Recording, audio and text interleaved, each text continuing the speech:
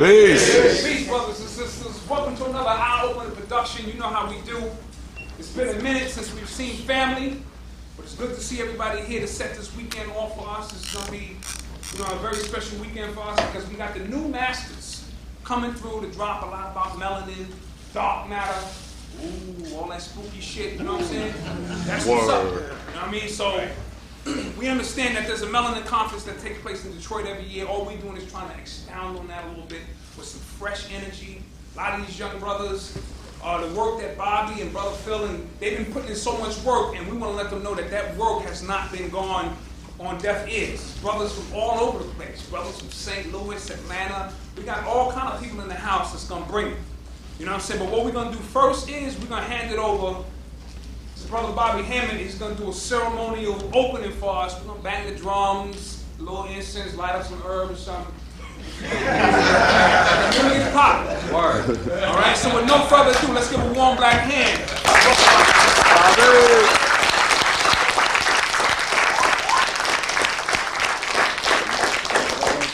I'm glad to be here because I started out about 13 years ago, and over the 90s, just a few of us, you can count them all on one hand. Dealing with the esoteric, to give people a bit of the history. We went from the Afrocentric scholars laying down the historical part from the late 80s to mid 90s,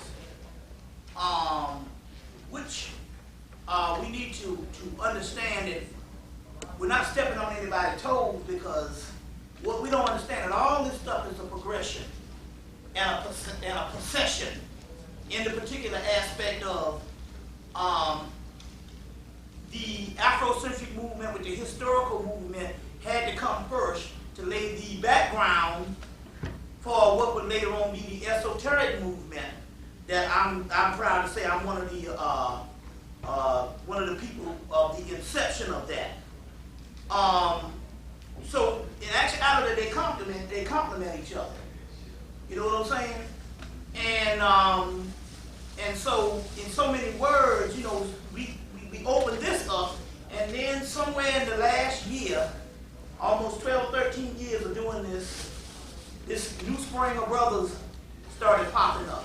Now I did one back, Hemmitt Summit back in 2001, and I had a couple of new brothers that came about. Brother Darrell Rice, Brother Kosivi, Sister Kimberly Meadows and stuff, and you'll be seeing some of them. Like I say, at this particular time, our people are so dead until if we had 1,000 people lecturing night and day, we would still be 1 million too short. You see what I'm saying? 1 million short. So in so many words, this stuff complements each other in a particular aspect, that we have the historical aspect, and now we're dealing with the mythological or the mystery aspect, and in so many words, you can't throw the baby out with the bathwater. At this particular time, and I like what the white boys say, which is in what is called chaos magic, they say, nothing is true, all is permitted. What that means is, we're dealing with fragments, and we have to put all this in like a stew, and we need all the help we can get, you see. So, all of it is a part of the same quilt. Whether it be spoken word, whether it be the music, whether it be all of that, we have to have a consortium to make this particular movement of consciousness holistic on the eve of Homeland Security. Because the time is upon us now. You see what I'm saying? The war is about to get started, and I say, let's get it on. Let's get it on. See what I'm saying? We're not talking about prevention. We're talking about, let's get it on. That's right. Come with your guns, because they've already pulled up and tried to do everything to us. You see what I'm saying? And is that all you got?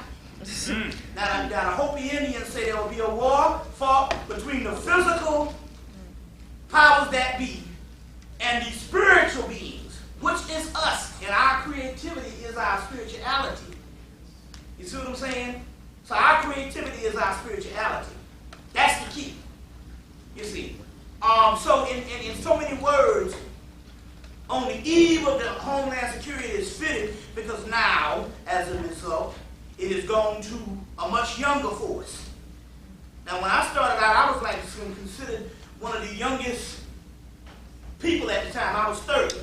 and all the rest of Dr. Ben, John, Henry Clark, Asa Hilliard. You see, these people, it was 40 plus on into 70. So now we got a whole cadre of younger folks, and you know the thing about younger people now. You're going to have to bear with them because they don't supposed to be what you call couth. They're supposed to be uncouth because that's that fire. So whenever the old heads don't do it, you got to look out. You see what I'm saying? Because if you didn't pull up to the plate, now you got some people that's, you know, if it shocks you, you know, just understand that that's the energy now. That's that warrior energy. And that's that particular generation that has seen killing on a mass level and all kinds of mayhem and stuff. You see what I'm saying? And so that's the kind of energy we're dealing with. And in so many words, that's a form of our warfare in this creativity against this physical structure. So that's that particular fight. You see, so I'm glad to see that all of a sudden, now this is the interesting thing, and I want to say this. Last year, I came to meet Brother Shabazz, which was interesting because when I came in, he said, look, I'm going to put you up in this nice place I got. And then tomorrow, you know, but we're going to go to my place in Coney Island, and then tomorrow we're going to go to the next place. So he just figured because it was in the damn projects, you know, obviously, or whatever the deal is, there's going to be a problem.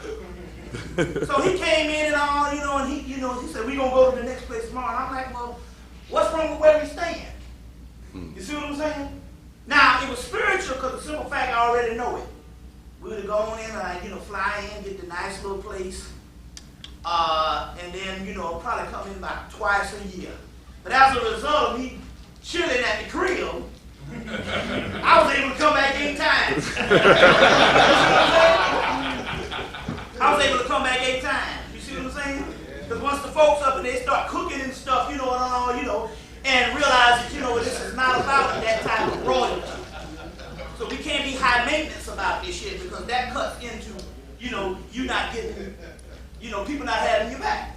So but he was telling me all these incredible stories about this cat. This guy is literally unbreakable. Saw the movie Unbreakable? You know, you didn't know this guy, he has been thrown out of a 5-story building and landed on some bricks. And then I think the same damn night he was back out there on the corner and the people was all scared. He got hit by a car, bounced 20 feet up in the air, landed on his knees, and got up and said, let's get on the train. So we talk about a Superman. I'm like, wait a minute, the spirits they were preserving you for a moment in history that you was going to be affected. And at first I said, well, you know, you're supposed to be doing the tape thing, you know, when he sells, you know, on the street. But something was like, no, there's going to be something greater. And all. And as a result, this is the brother that is responsible for bringing this circuit back. Because ain't no circuit. Shit crashed and burned in 2000. You know what I'm saying? I was rolling and stuff, you know, but in 2000 and all, this shit crashed and burned. So there wasn't no circuit. You know what I'm saying? I was just living off fumes. You know, and it's still bad. But this is a brother that's bringing back this particular structure. And so we had to have a certain amount of people come up and all to do that now, and with this particular fire. And sure enough, a year later, this brother here is already single-handedly, more than just selling the tape. He is the venue to bring these people coming back. So I want to give a shout out to Brother Chris and Brother Black Dot because they were all a part of this consortium.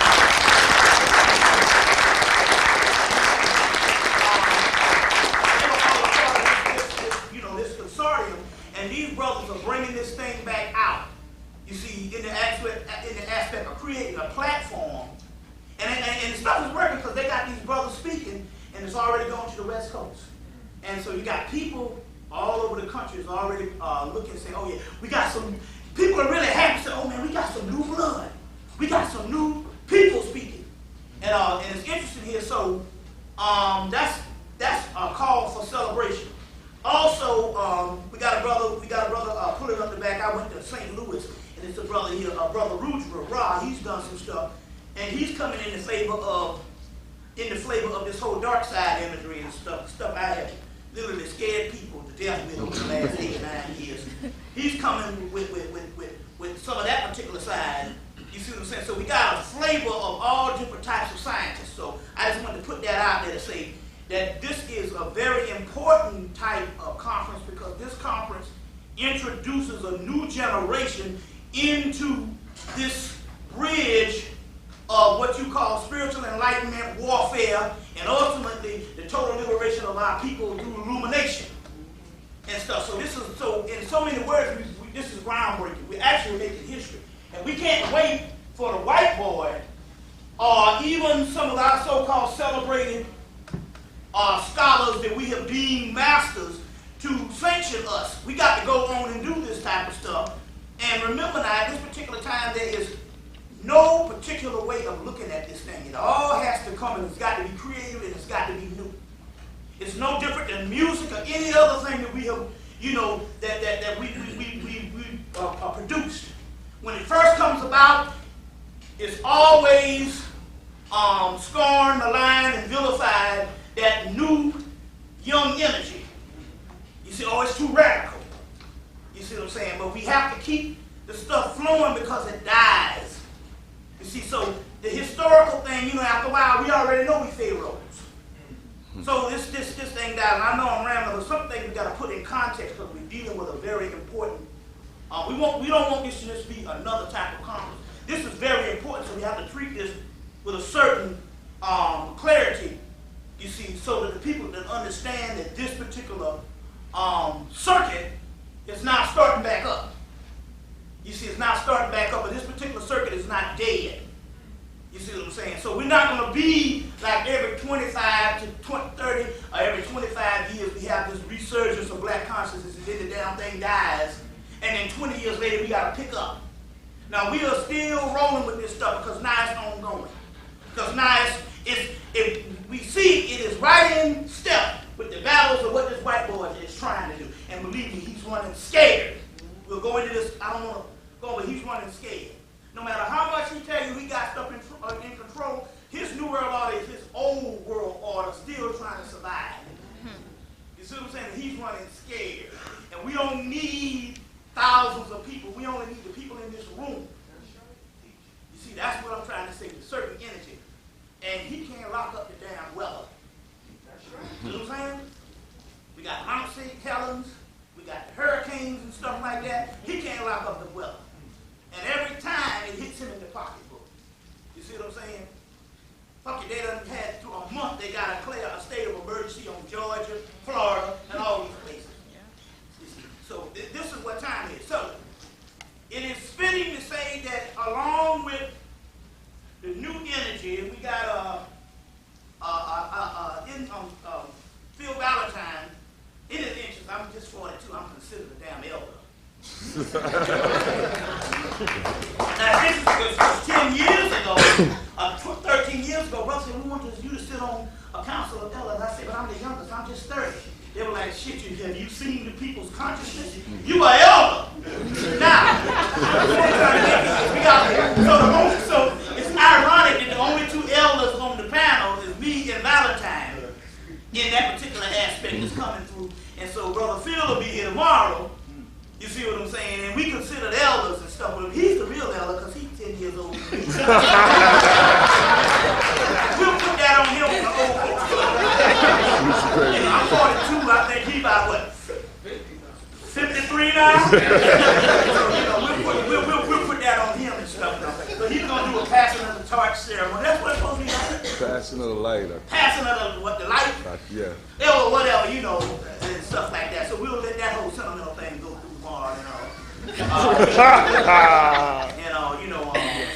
but I'm just saying, and for those people, and I know that might sound old to you, but for those people that's 40 plus, you know what I'm saying when I say that's not that. I'm 42. I'm still a baby because you know that means you just graduated to mystery school. I just graduated to mystery school 2 years ago in that particular aspect. So in so many words, but the point I'm trying to make here is it is fitting that we keep this thing going with some new, fresh energy. And like I said already, across the country, the word has already got out. And that's thanks to Brother Shabazz. And that's single-handedly thanks to him. So now, it also means Brother Shabazz is going to have to lecture himself. Oh. Yeah,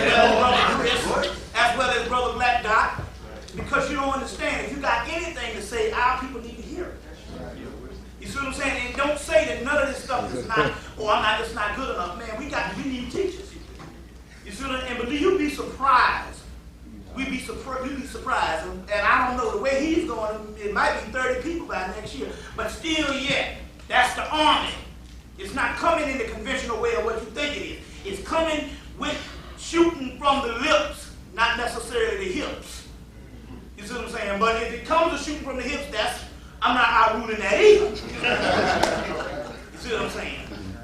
But the point I'm trying to make here is, this is very important. That's what I'm trying to say. So this is more historical. And although it might seem that it's starting from humble origins, because we don't have the whole ceremonial aspect of, you know what I'm saying? Because we're doing this from damn near shoestring budget.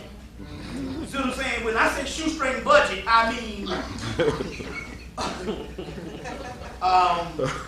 some people on welfare doing better than us when it comes to this. We usually have some food stamps. We used to have fed some people. We would eat pizza all day for $1.50. We talking about real humble origin, but that's the way it starts. You see what I'm saying? But it has to start that way because it's going to take laying on the floor.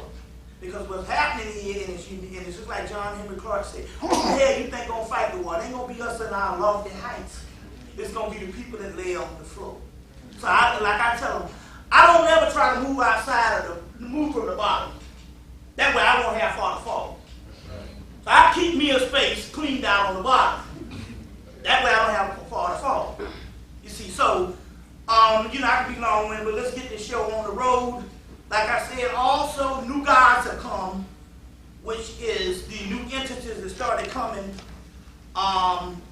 through the spiritual seers from 2000 on up. So we will deal with some of those, and we're gonna now bear with me because in order to do this with the power, so we can make this thing go beyond this particular conference or this gathering, we need to really pull some strong libation to a lot of these particular entities. So I'm going to try to get them all in here. I got stuff from East India, West Africa, East Africa, Native American, which is very key. We're going to have to tap back into that native indigenous spirits.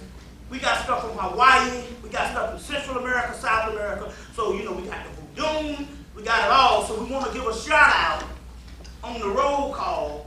You see what I'm saying? So on the roll call. So this one might be a bit long.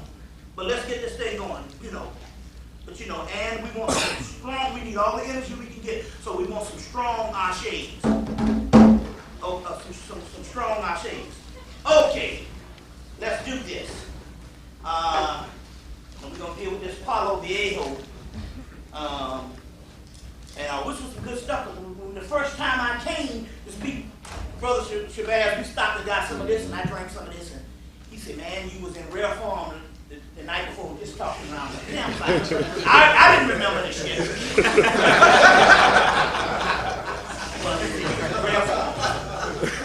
That's key. That's key. So our people are creative people.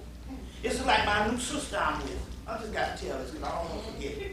The queen I'm with.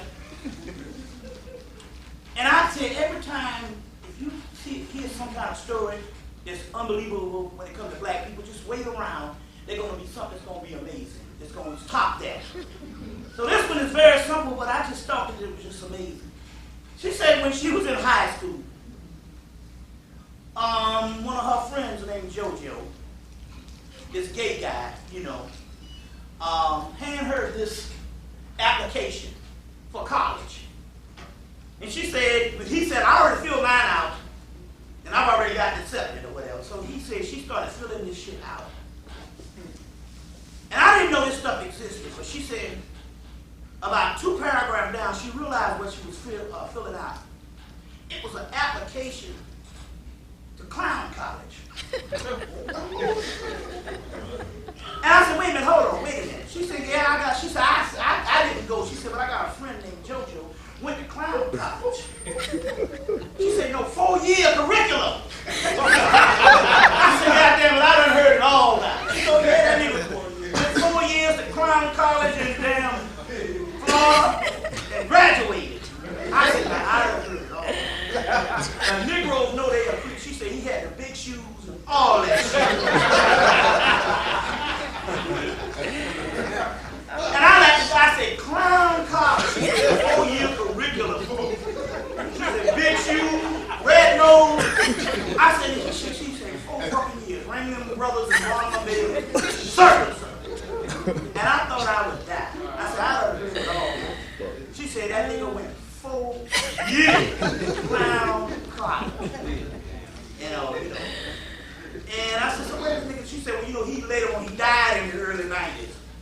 You know, and also, I said, well, that's some shit right there. I said, I gotta pour a shot out to JoJo. Just to make me mad. Can you imagine? It ain't nothing that white man don't put a stamp of approval on. You know what I'm saying? Clown college. I said, can you imagine the little girl saying, what you graduated? Well, I graduated from clown college. Can you believe shit like that? You in a bar somewhere? Where'd you go to school? Okay, I went to clown.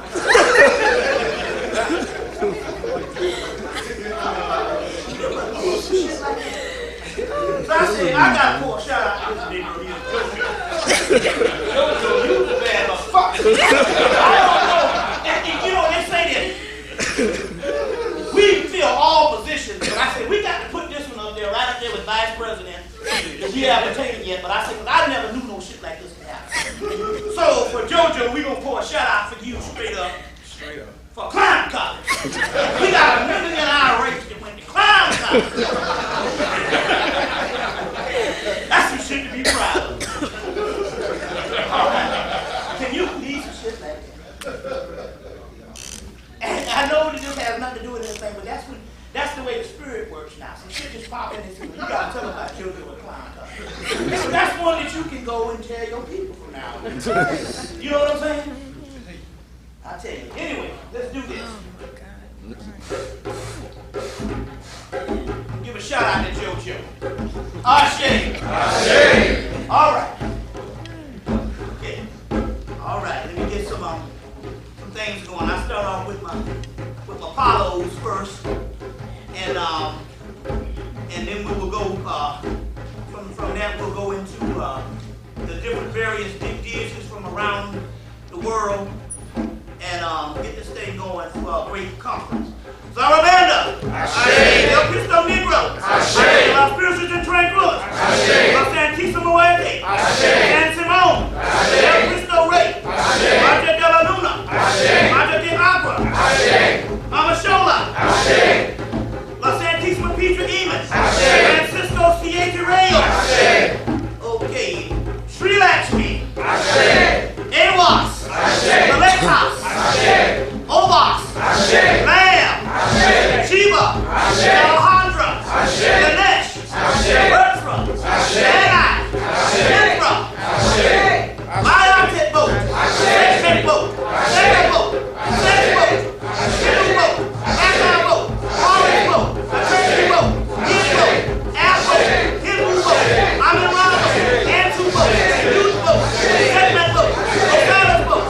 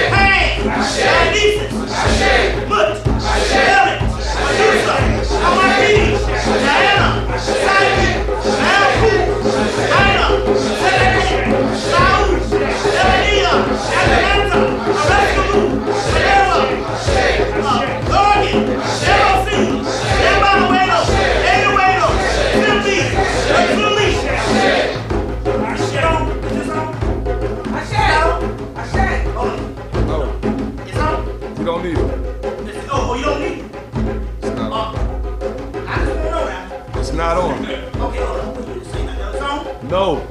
Oh, okay. All right. Okay. Azuli, Bridget, Samadi, Amy, Shannon, Alita, David, Nana, Asante, Nane, Asura, Annette, Marcelo, Babayanga, Devontae, Nekaki, Dimmer, Mustafa, Sophia, Gaila, Udalini, Muhammaduma, Mimi, Nestle, Pan, Danise, Camu, Adonis, Gad, El, Nabuzi, Maleka, Shukra, Pegasus, Yama, Dagoste, Jefferson, Lega, Mamu, Yamu, Yamamu, Pedro, Maya, Okulu, Nakupa, Shelika, Shibaba, Angel, Laku, Bakas, Rainy, Hero, Hovercraft, Baby Krishna, Buddha. I just gotta make sure I give you people a shout out. The Holy Spirit kicking me in the ass a month from now. Okay? Alright. So teacher, Sheola, Shumala, Omaruko, Eola, Lopeo, Ekamo, Marina, Omarisi, Navalomia, Avalon, Aya, Ayo, Evelyn, Krishna, Zerkon, Notorio, Olu, Lesu, Lisu, Yohano, Haley, Ishtar, Olu, Yoku, Ana, Imatu, Titi, Joma, Ekati, Yasimbo, Lisa Babisala, Yalpino Lutea, Azuzu, Luzu, Yamurin, Lamado, Yaltala, Luigi, Atama,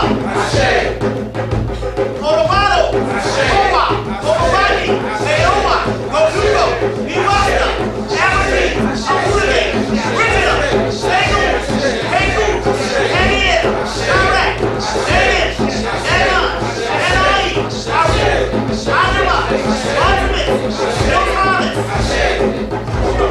All right, get there. All right? Mithra, Ayu, Alexis, Ayo, Aleto, Alvarez, Lertet, Malika, Lertet, Nicolet, Nestori, Amelreto, Colizan, Apollocar, Espa, Sovereign, Isadora, Amorosa, Apollodoras, Anan, Dan, Tashel, Nessie, Senegeki, Nessuko, Sanamoto, Amoni, Seth, Anabox, Amaroman, Setos, Yushu, Setsu, Sandio. Hold on 1 minute. Bear with me. Got this tail light needs up in here for a minute. Now, I don't want to leave nothing out. Like I say, mess around, just a few more y'all. Bear with me. Okay. Aka, Amen,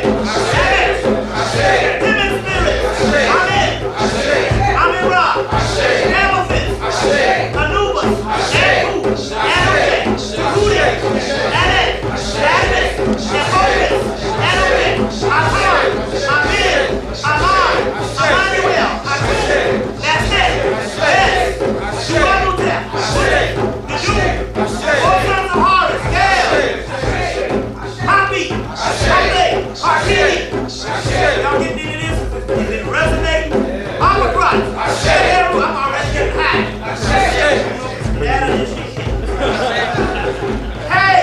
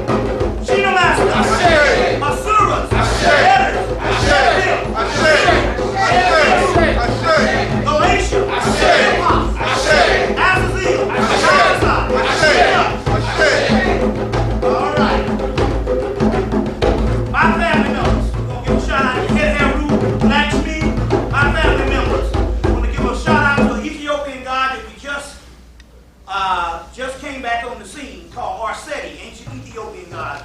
We wanted something beyond the Christian aspect of the Ethiopian. We wanted to go back to something that was pre-dynastic, and we got this god called Arseti. I want to give a shout out to Arseti. Okay. My family members, we're going to do this right. We got to put our families in this thing, and then we're going to be all right. Y'all all right? Hemmitt family. Shaw family. Linda's family. All my family members. All my Queen's family members. 1, 2, 3, start calling out the family members.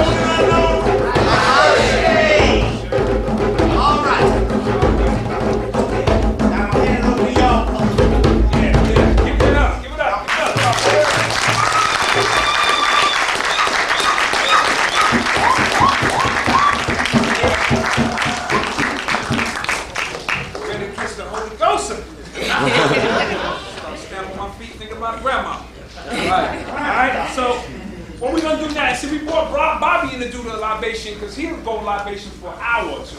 And we need that kind of energy for this weekend because we bring a lot of brothers and sisters together. So we said we'll open up with Bobby. We just stopped him short. We said, yo, right there, because he can go for a long time. Just to give you a quick rundown of what this weekend is going to be about. Really quick. This is the New Masters' first annual Melanin Chronicles Summit. So we're going to be dealing with new masters. As you know, today is the spiritual opening, some drumming, you know what I'm saying, some keynote speakers. Bobby Hemmitt, he's going to do his thing in a minute. Tomorrow is the ceremonial passing of the light performed by Dr. Phil Valentine. He's going to open up for us, so get here early. I know we on Black Folk time, but get here early. We've got a lot of lecturers. We want to give them equal enough time to come and speak their piece. We're going to be opening up with Brother Panic. Then Brother Rich is going to get on. Brother Deruba's going to do his thing. Right. Sister Nkosi, Sister Tracy, they from Atlanta, they will be in the house. And then we're going to set it off with the keynote speaker, Brother Firo. That's tomorrow. Doors will open at 11. We're going to start up at 12 o'clock. We will be here. Tomorrow is $10. Don't get it twisted. All right? It is a freebie to show our appreciation for all the support that we get. But tomorrow is $10. Then on Sunday, we're going to open up with Brother Roswell. Followed up by this brother right here on my left, Brother Psycho. Brother Will, the astrologer, he's going to drop some heavy astrology. Yeah, he's in the building. Brother Aline, he's in the building from North Carolina. He's in the back. And his queen, him and his queen. So that's going to be some male and female energy. And Brother Rudra, stand up, Brother Rudra. Yeah, man. St. Louis, give it up.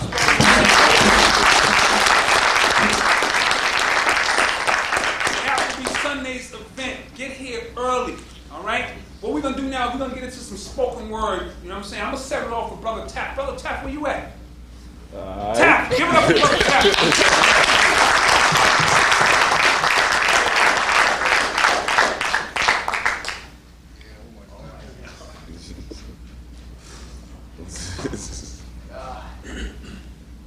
Bear with me because I haven't done spoken word in a while, even though I'm promoting spoken word. Hey man, stop playing.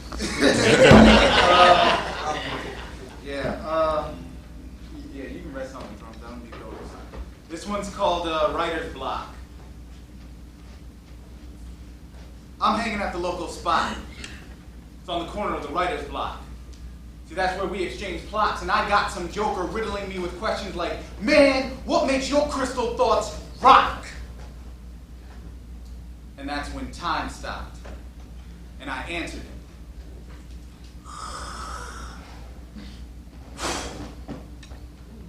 I blew out the three sources of light. I contemplated that my physical form would be partly day and partly night. I gave birth to my own life and brought back the day with an idea 1,000 times bright. Equaling 3, putting back the trilogy, one by one, the stars, moon, and sun. I sung the sunrise chorus in an off-key sunbeam when my voice was Horus. And I pulled from space's womb the new moon and threw the stars in your eyes to keep my thoughts hidden from you and always in disguise as you try studying astrology to know more about me, but it ain't that easy. You see, my thoughts didn't come at a moment's notice. They came when I noticed moments drawn as time's line. But line times I equaled the divide, so I made time flow with the musical sequence of thoughts I cried. Dripping time in a matter of seconds, where in seconds matter exploded and reality and time eroded away. I drowned in this lake called life stream, and it seems like so that as life flows, it grows into memories. Harmonic musical keys, I swimming in C, playing Vega in E. Naturally, my thoughts have been nurtured by nature. I keep my windows open on cold winter nights so I can get a rough draft of thoughts I will compose on paper later. And I drop verses because the burden of my thoughts are too heavy for me to hold, so I mold them on paper. But I draw a blank stare from blank paper, declare myself an abstract painter by dividing the time between me, myself, and I, and wonder about the remainder, and sooner has left with later, and all that is left is now, and I bow at the base of guitars and swirl in the sea of electric stars and fill space with silence. This is my life and who I am. I am 3 a.m., I know because I timed it and Osiris signed it. No, really, it's true, I am Heru, but my thoughts set sail. I whisper musical scales and observe whales in this musical note C. But like Moses, I can divide the sea and split the vibe and play the hidden musical note of I. And I am as you are, and we be rocking in these notes on air guitars. I'm playing my thoughts out loud. I got them blasting in passing cars with passengers shouting from afar. Man, when you turn down the radio station, because I'm picking up vibrations of cosmic sensations that are breaking the beat down so low, I'm able to hear the grass grow. And the beat be breaking down culture so low, I'm able to hear my knee grow, shuffling with the flow, playing that natural music, so funky you can dance to it. Man. All right, bro. All right. His flow be playing on water fluids while he jamming on the organics. See, it's an earthly instrumental filled with wind instruments and thunderous percussions that are brushing through my ears and hair. You see, in-tune spectators will dance aware while you just stare at Blair Witch projects. That throws creativity off topics, and you believe you've rocked it because you fooled the masses to follow it. To search the floor below them for a deep thought once you drop it. But I've had to mop it up and restore it back to its natural order. My original thoughts, stone warriors that rock, chiseled down to writer's block in a chronological spot far before you were born. When Miles Davis had no physical form and just played the wind through a metaphysical horn. I am the ripple that made way for the waves of today. No, not the new waves, but the all-present waves that bathed you in yesterday to make you think you got flow. And I throw you this meta on your shore, and you got the nerve to ask, what's this meta for? Man, that's a key to a door that keeps thoughts you can't afford. Consciously deep, unconsciously low, as I got my boy Joe screaming in the corner. Man, this Joker is only impressed when you dress shit up in the number 3. I'm not talking about trilogies, but trinities and hat tricks and matrix and all this neo-new wave bullshit. I'm talking about substituting substance for the obvious. And on top of this, you be insulting my intelligence with that shallow puddle you defined as deep thought art. That shit is designed to make ignorant niggas like you think like they smart. But your final objective has made me cry as my tears rise and I finally sink. Think, McFly, think. But we ain't got time to observe repercussions in the present and look back to the future. But this joker be like, man, I'm thinking better than you ever did. My thoughts are on some new deep shit. You just don't get it, kid. We were at the beginning of all this. I got a lot for every life I've lived. Me and the Aztecs, we used to hold think tanks at each other's pyramids while writing our philosophies and thoughts into dance steps, surviving in pictures, depicting scriptures that how we transcended death. My thoughts are a story for your vision. And I wrote the same story perfectly, but I distorted that same story purposely just so you would believe it was a religion. And I don't mean to offend you, man, but maybe the best way for you to have a clue is if I wrote it in the palm of your hand. But you wouldn't have it no matter how many times you try and grab it. But for now, that's my only plan. So why don't you sit back, relax, let your belly shake like jelly, and you can listen to a master jam. Peace.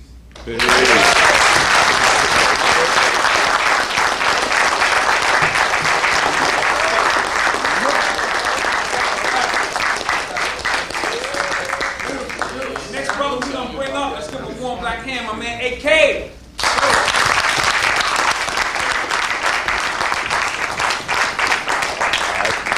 What do you think, man?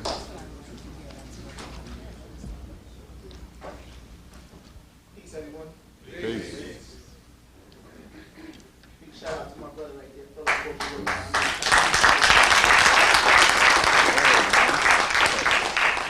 Most of my poetry is done toward my youth. I run a youth program. I've been doing this now for the last 20 years, and I just like to give a big shout out to my youth because I feel like the youth are going to be the ones who are going to progress us to the next state that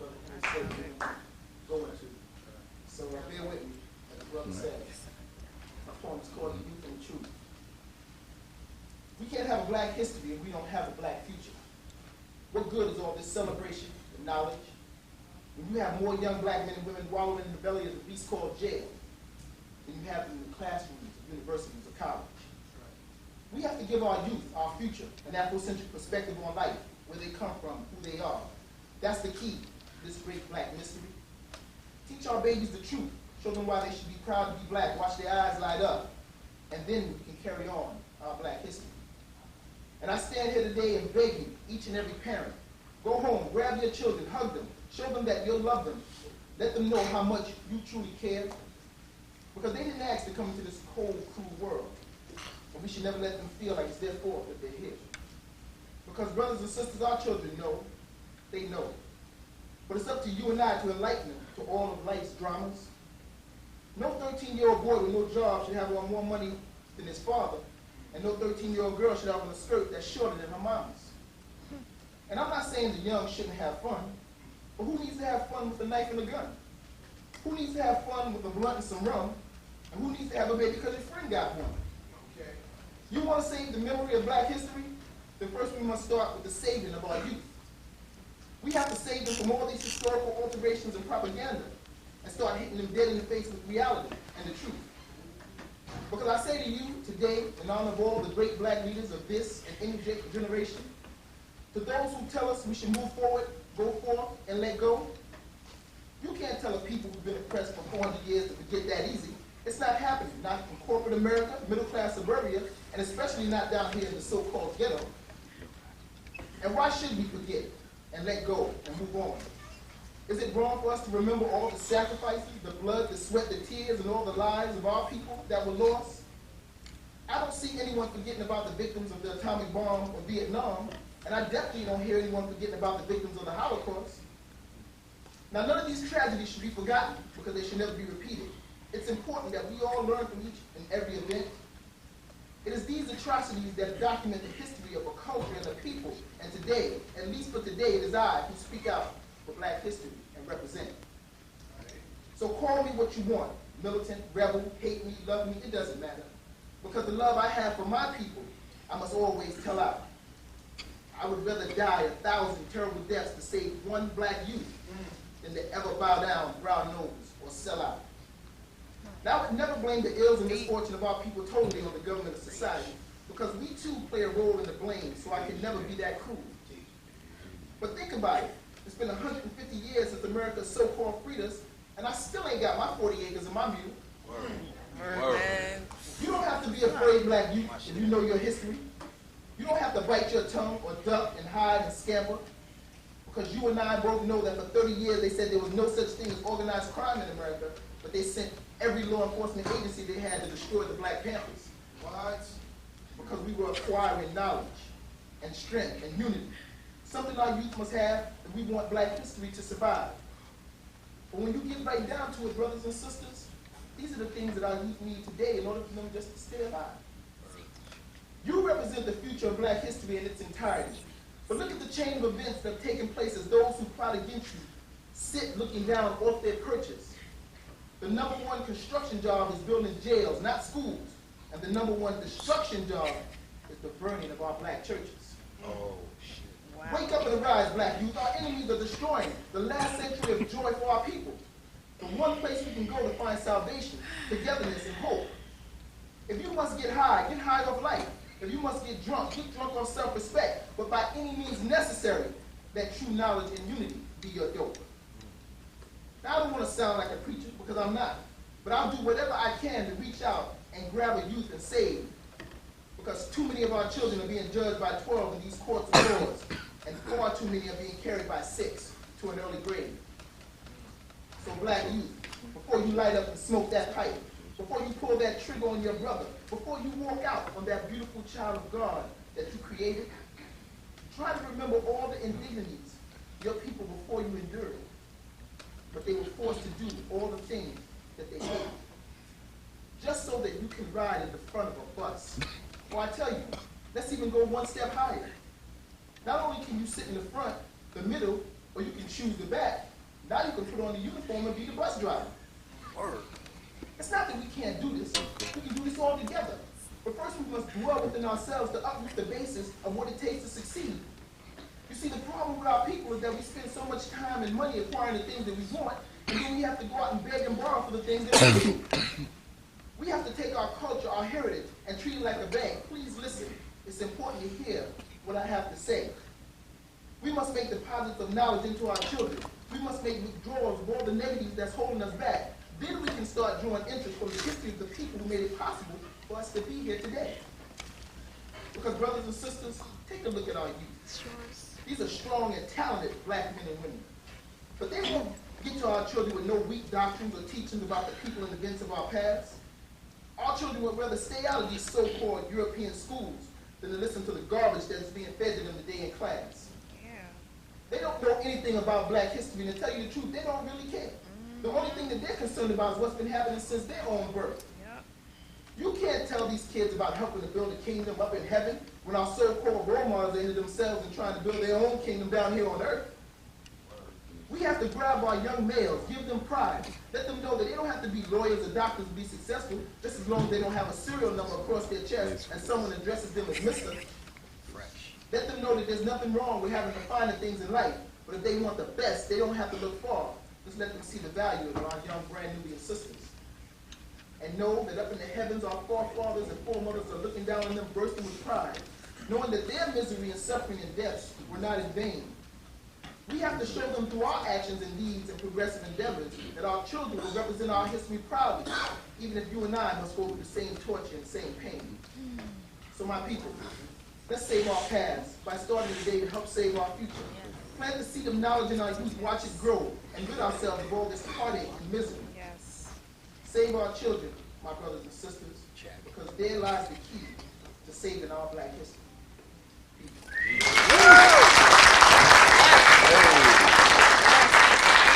Way to go. All right, bro. All right. Let's give it up for Brother Cypher.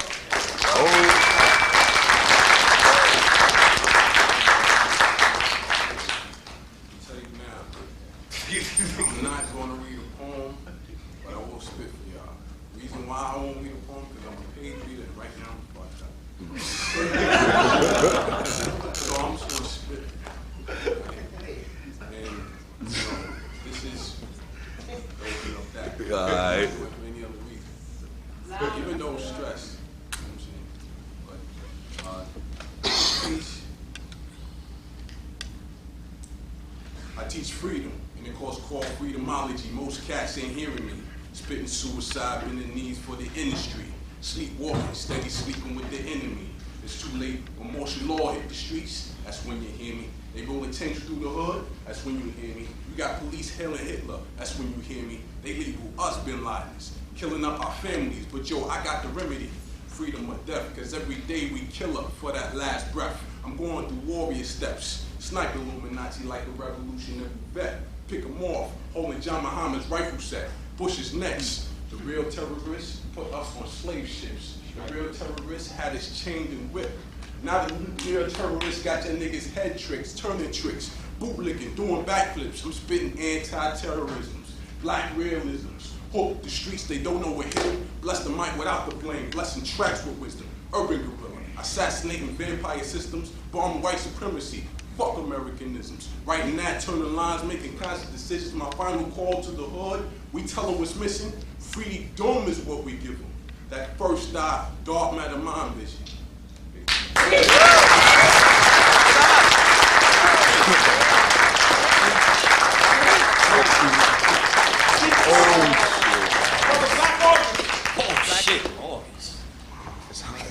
Black August. Peace, family. Peace.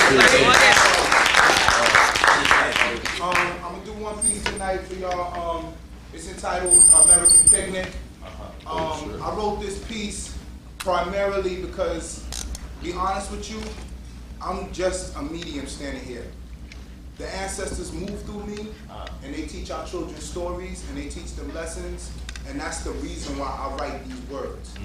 They're not about commercial or entertainment. You know what I'm saying? The name of this poem, the name of the CD is Distracted by Reality, and that's why I think everybody sitting in this room is here, because they are distracted by what's really going on. know what I'm saying? So I appreciate, you know what I'm saying, if you take your time to listen, and if you could close your eyes real quick too. Change the background. It's applicable to now and then.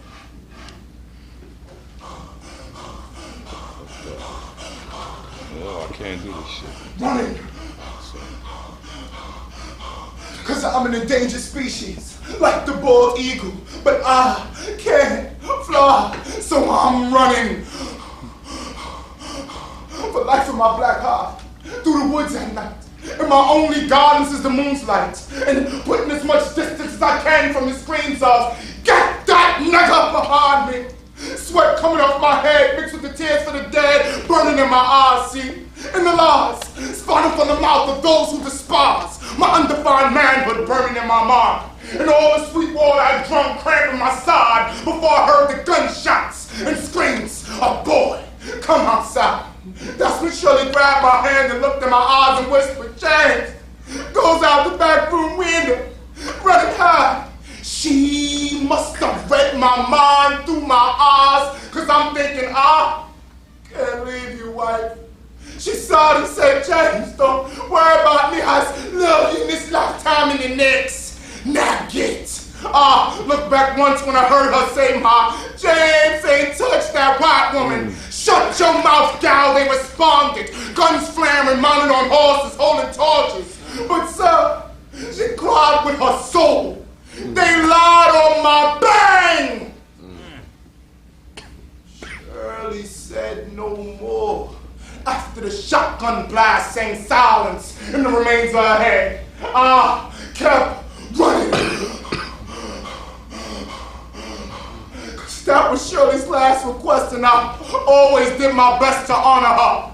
Water couldn't quench my thirst, only a cup of distilled freedom as I ran from my persecutor's blood needing. For that place that Mama told me of as a kid across the lake where she and Aunt Ruth used to shindig, abandoned now like the silence by my profound steps and words of malice stated by Satan's white-hooded accomplices as they galloped closer. Panic attacked my body as fear did my mind as I realized a boat full of holes and needed repair couldn't possibly carry me to my current condition of despair. And I can't swim. Flashbacks from when we were slaves on the plantation slid through my mind as my feet took me through time. When Granddaddy died, because he ran, not for his life, but to live as a free man, inconsistent with the master's plan for a damn good field hand. He was bull-ripped until blood ran, thick and bright red down his strong back, as I did through the hard grass past the undisturbed lake looking like glass. Reflecting the moon's light, illuminating this black night where I was submerged in the pursuit of those carrying the vengeance for the white woman's profound lies, that I forced myself inside her because I saw the once for my black manhood in her cold blue eyes. And my reply to her request of, boy, come inside, as she seductively looked in my eyes and raised her thigh was, no, ma'am, I love my wife too much, ma'am. Oh, damn, Shirley, I'm so sorry. I should have never left you behind. I'm so sorry. I was violently ripped from my thoughts as I cried. By a foot thrust squarely in my back, I fell to my knees. For like a balance as they gathered round me with their condemning glances, I felt the many rough hands grabbing at my damn flesh. The hard, cold smack across my wet face reinforced the fear in my chest of my looming death. Squeezing my lungs so tight I thought I would die right there because I couldn't catch my breath. My sight, blurry at best, as I looked around at the congregation assembled for this murderous service. The sheriff, lawyers, and judges, all in attendance, screaming, just us, just us, just us, as I was strung up. My thick coarse rope across my throat, holding a hope of sweet release from the pains of this earthly body as I jolted violently. They watched, stuck in hatred while I, the scapegoat, was rolled till silenced by death. As I left this body without a ticket headed for the light where Shirley patiently waited for us to reunite, my manhood was taken for a prize by an oddly shaped blade named castration. Left hanging there with the white sheet where my pants used to be. like a strange fruit in Billie Holiday's poplar tree. One of many crops grown with sown seeds of hatred and ignorance in the fertile soil of misery. Guilty for being me.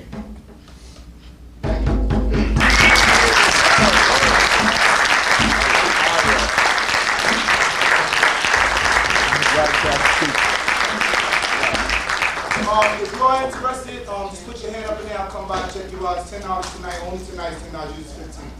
Thank you. All right. Ching ching. All right. For the last spoken word poet of the night, special guest. I didn't know my man was gonna come in and drop a few pieces, but Brother Aleem, all the way from North Carolina.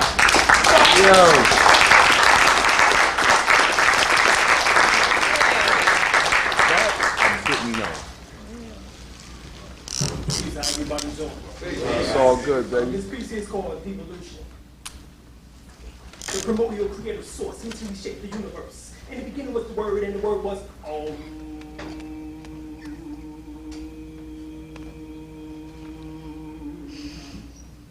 with an explosive force, sun and moon and stars form, giving birth to the heavens and earth.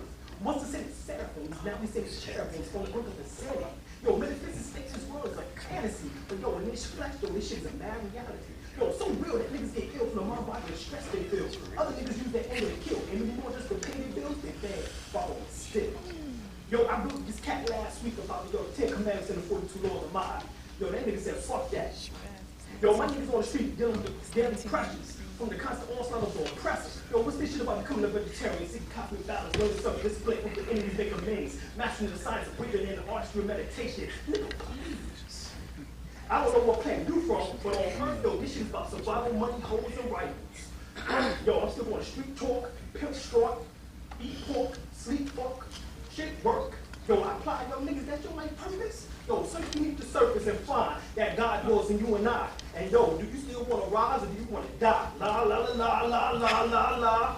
Yo, you still looking for that slice of American pie and Jesus to come out the sky? Yo, that shit is a lie. Yo, and here's why. The devil is the author of confusion. 183,000 divisions in religion, denominations, sects, cults, schisms, and isms.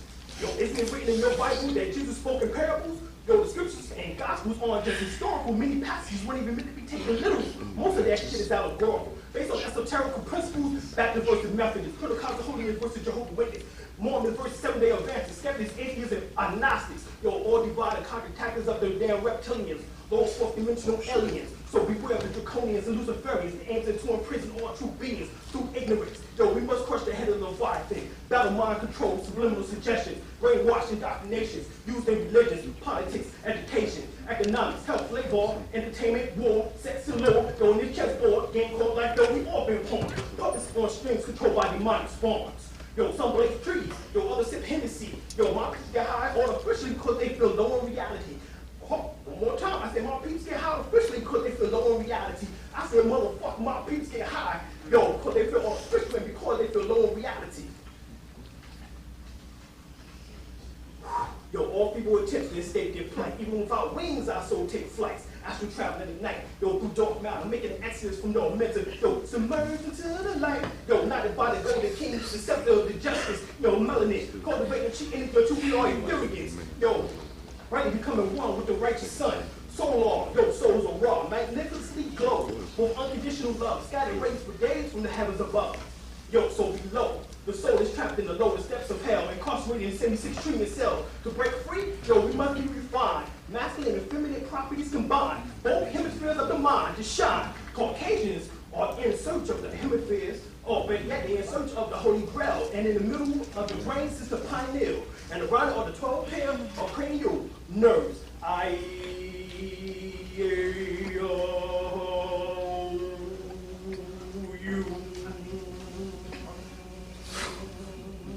Serves to break the 7 seals, raise the snakes of Christ. Yo, taste the fruit from the tree of life. Yo, he who is pregnant with evil will conceive trouble or give birth to delusionment.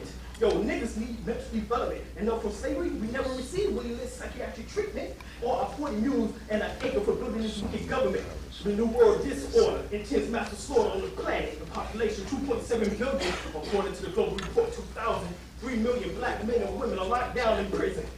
And across the nation. Corporations are running and maintaining them. It's called privatization. Inmates will be used as cheap labor, all paid 29 cents an hour. 100 million more Africans will be inoculated with the AIDS virus. A biochemical disease, man-made at Fort Detrick, Maryland. It's called, it's all caused by environmental toxins, animal byproducts, and lace vaccinations. It is germ warfare at its best in the U.S. There are 6 million homeless. Some are experimental on like guinea pigs and lab tests. Others, their bodies parts are being used in organ transplants.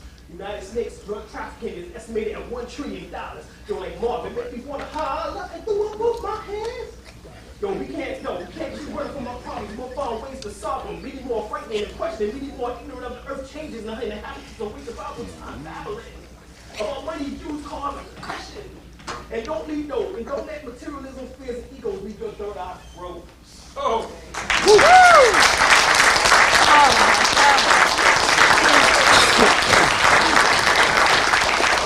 Give it up for all the ones who kick folks. Now we're going to hand it back over to Bobby, and he can take us home for the rest of the night. So sit back. All right. Test. Wait a minute.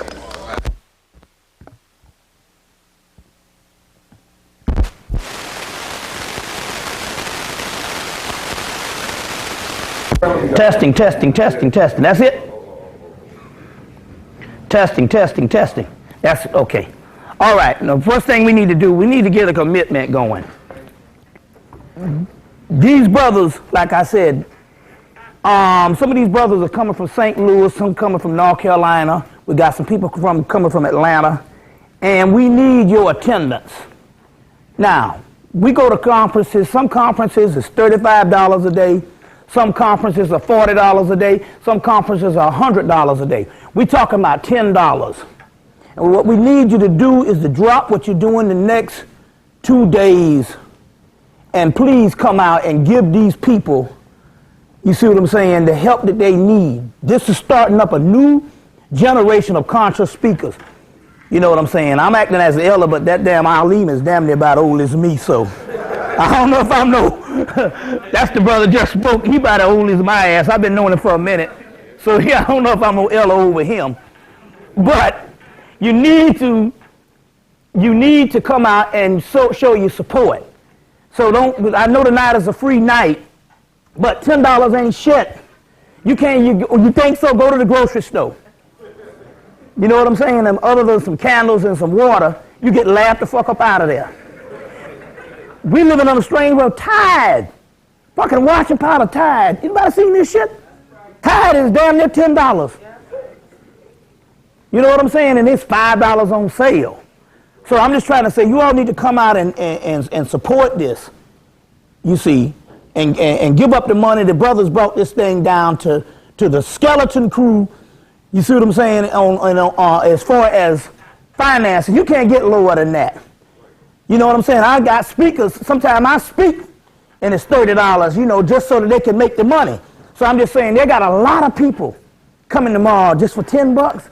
At least you should do is to try to make it. Don't say that, you know, I can't do this. We always, you know, I can't do this and I can't do that. You know, black people can do what black people can do. You know what I'm saying? If there's something you're interested in, you come out in a minute. And we got to beat you all over the head to send you home. So please support the people tomorrow. I'm going to give a shout out to brother TJ coming up from Washington, D.C. He's, I want to give his occupation, but he see a lot of shit on, because he's a cameraman for ABC. Isn't that right? ABC in D.C. So you know this must see a lot of stuff, and he also see a lot of propaganda. And the brothers had me come up to D.C. and we've done a series called Black Mental Illness. We're gonna continue that. We got Black Mental Illness number 3 coming up in a few weeks. So you can check out those Black Mental Illness series we doing and all. And he's got other things he's into. You know, we like we got this fetish that we like pretty feet. You know, pretty toes and shit like that and all. So you know how that go. That's a whole nother civilization there. And so, you know, and during the break at the end, you can sneak a peek at sister toes and see what we're talking about here. I know that's a little embarrassing, but goddamn it, you know what I'm saying? You know how it is. You'll see. You know what I'm talking about. All right, going right along. I got a few things here and all. I had to, you know, I usually never really sell stuff and all, but I had to become a bit of a salesman in the last couple of years and stuff just to stay afloat and stuff like that. You know what I'm saying? You know how it is. The light man is always gaining on you. And the phone people, they called yesterday and shit. And all, you know. And then some of these telemarketers are calling on Sunday. Anybody see this thing? These telemarketers don't let up. It's 7 days a week now. You know what I'm saying? So I become a bit of a salesman, but this is the stuff that is very important. This, as you've seen in my love video, which you gotta get, because the love video is turning out America. Everybody seeing this shit, falling in love, or either going into the realm of love, because there's some real deal stuff going on. So get the love video, and I advertise these two pictures. I'll put that up in a few minutes. I use the bathroom. I have to check sometime to see that I zip my pants up, because I was in damn Detroit doing a lecture, and they were sitting up there the whole time. An hour went by and stuff. You know what I'm saying? And I'm saying, y'all motherfuckers sitting here the whole time and you didn't tell me my damn pants was unzipped? So I got this paranoia because those black people, what they put me through. So, now, this is called the African Venus, and this is called the king, the Sudanese king. This is done by Charles Henry Joseph, a French guy in the 1800s. He went in 1854. He went in 1848, or 1848 or something. He went to, 1851. I think he went in 1848, and he did this sculpture of this brother in the Sudan. For some reason, he ran across this beauty and had to come back 4 years later just to sculpture her. These are museum pieces. So it's not like something you could just run down to your local card shop or gift shop and get. And for the Hemmitt Love Fund, as far as my whole welfare, so we put these things, I rescued these out of the museum in Baltimore. It was interesting because when I went to the museum, went to go see this Egyptian exhibit, I walked in the museum and the spirit said, hey, come over here and grab this brochure. When I grabbed the brochure, this was inside of the brochure. So she actually called out to me and said, I want you to rescue me so black people can see the beauty. Now the reason why I'm saying that here is when people like John Henry Clark, Dr. Ben, Asa Hilliard, and the Afrocentric community said that that the black woman was the standard of beauty all over the world. This is the type of stuff that they were talking about before we fell victim to Eurocentric features. You see what I'm saying? So this is what they were talking about of a black woman as a standard of beauty. Now there was this discussion going on at Morehouse College in 1990 whether dreads originated in Africa or whether they originated mostly in the Caribbean or in the New World. And they had this thing said, well, you know, the boys wore dreads in Kemet until age 12, then they cut them. So they had this big debate, but this shatters that myth with no shadow of a doubt.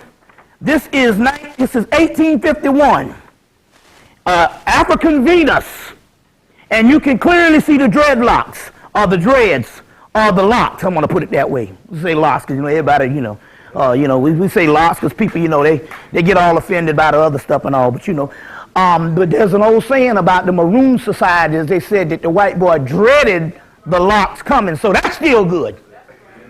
Yeah, so now we have these. We'll be selling these the next 3 days. There's $20 for the set, $10 for one, but you can't get them anywhere, so you're going to help me pay my rent and everything else. Because they say, the brother say, you know, I need you to come up and be one of the elders of the event. So, you know, you can help me out by doing this because, and also, now it's interesting because this sister, when people put it in the house, she starts to communicate with them. Now, I'll explain what this is, because everything we're talking about is based on Venus. This Venus energy that came in on June the 6th. So it's very key right now that this is appropriate to have this in your possession. All right. So I want you can get these. We'll sell out tonight. Tomorrow I'll have some more, and Sunday I'll have some more. But do this for the worthy cause. You see what I'm saying? My ass eating and stuff. So we, so you're gonna take the first two already, okay? With your bad self. All right, you're all right with me. I don't give a damn what they say about you. You're all right with me. I don't give a fuck what they say. You're all right with me. All right. You all right. My nigga, my nerve, my strawberry preserve. All right. I also went to the museum in Atlanta that had another Egyptian exhibit.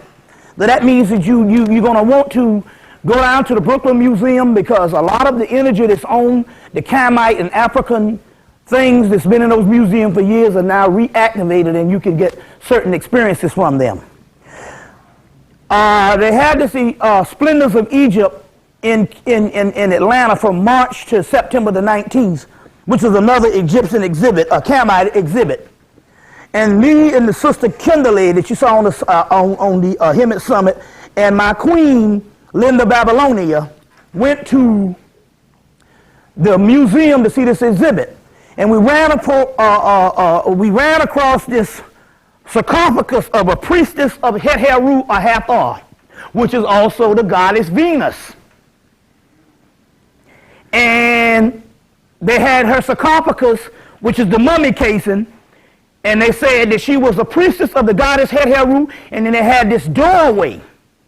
And they said when you look into the doorway, they say you notice the doorway is walled up. So they had something like an Egyptian or Kamite doorway.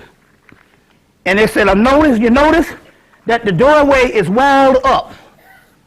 And it was a doorway which is like a colonnade, you know, and you see these on all the stuff, you know, you've seen these all over Kemet, the colonnade. And there was a doorway, and they said, but this doorway was walled up. It was walled up. So they said that means it is not for going through physically, it's for astral projecting spiritually through the doorways. And they told you to project yourself spiritually. So we looked at this thing and went through this doorway, and as a result, the next day, we started cleaning out. The sister started discharging. You see what I'm saying? Shit started running. You see what I'm saying? Which is spiritual. And I started going through a transformation, start breaking out in hives, just itching and just and cleaning out and all this. And basically, a certain entity started setting through. But as a result, one of the sisters started having a bit of luck on the romantic department. Now, that means that because that was the goddess of love, the goddess of prosperity, and Big Mama, as they call in some cultures, certain things started happening in the aspect of romance. Now, but also romance can also be prosperity. So as a result, because we were in this Venus cycle that we are in, which is the return of the new Venus, we'll get into this in a few minutes. But the goddess of romance, or the goddess of love, came back, and we looked into the doorway. Once we started having a lot of aspects of things started happening in the Department of Love. So I know you sisters are very interested in that, and some of you brothers need some help in that department too, or at least in prosperity. So as a result, I said, man, I wish I had that doorway to take around so our people could go in and could stare in too. And the Spirit said, You already have one. You had it in your room for the last 10, 12 years, which is a big, huge picture about as big as half of this wall of the temple of Dendera. And there was a doorway, and they said, and I said, oh man, I do have one. So I asked the spirit realm, and I asked the goddess of love, which would be Urzuli, Sri Lakshmi, Aphrodite, Venus, Astarte, Amana. It goes on and on, or Het Heru. In this particular case, I asked Hathor, Het Heru, the goddess Venus, and which is also levels of Aset or Isis. I said, would it be appropriate at this particular time of the particular temple of Dendera that was drawn by Napoleon artists to act as a talisman, as a doorway that people could go through and find love, or open up the heart chakra? That's the mystery now. Opening your heart chakra, because the energy can't go to the next level until the heart chakra is open. You got to go through the heart chakra. You see what I'm saying? First of all, you got to love women, and you got to love the black woman. You see what I'm saying? Even if you're gay, you still got to love women. One has nothing to do with your sexual preference. You still have to love women. And you got to love the black woman for the heart chakra. But on the other hand, you got to love the black man. You see what I'm saying? Because it's vice versa. But anyway, we'll go back into some of that. But in so many ways, it was given, she came through and said, yes, if they stare into the picture,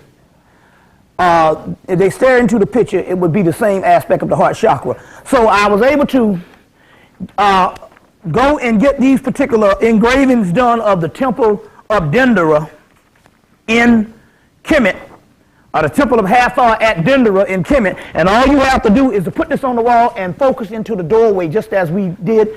Certain things will start happening. So we got this going also for $5. You see what I'm saying? For $5.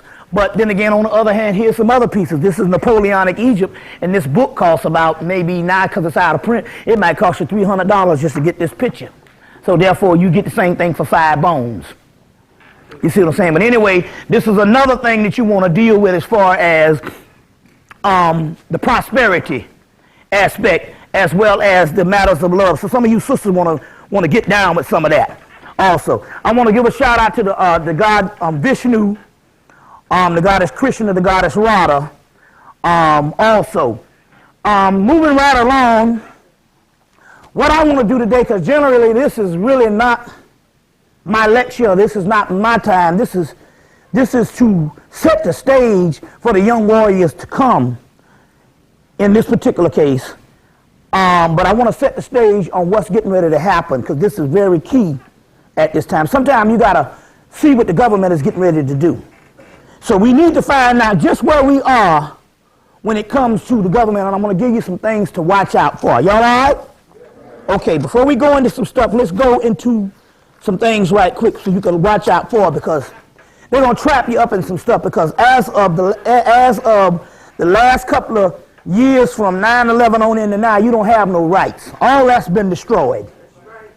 You see what I'm saying? All that's been destroyed. There are no rights. All that's been signed away.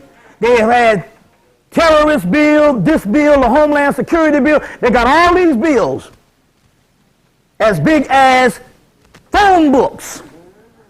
And basically you don't have no laws. So right now, everybody in America is reduced down to privilege.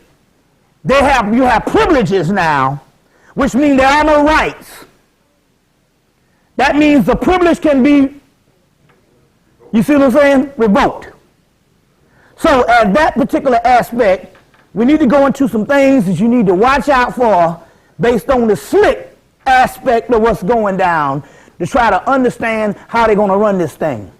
And the only thing they're waiting for right now is to get over with this election or this new appointment.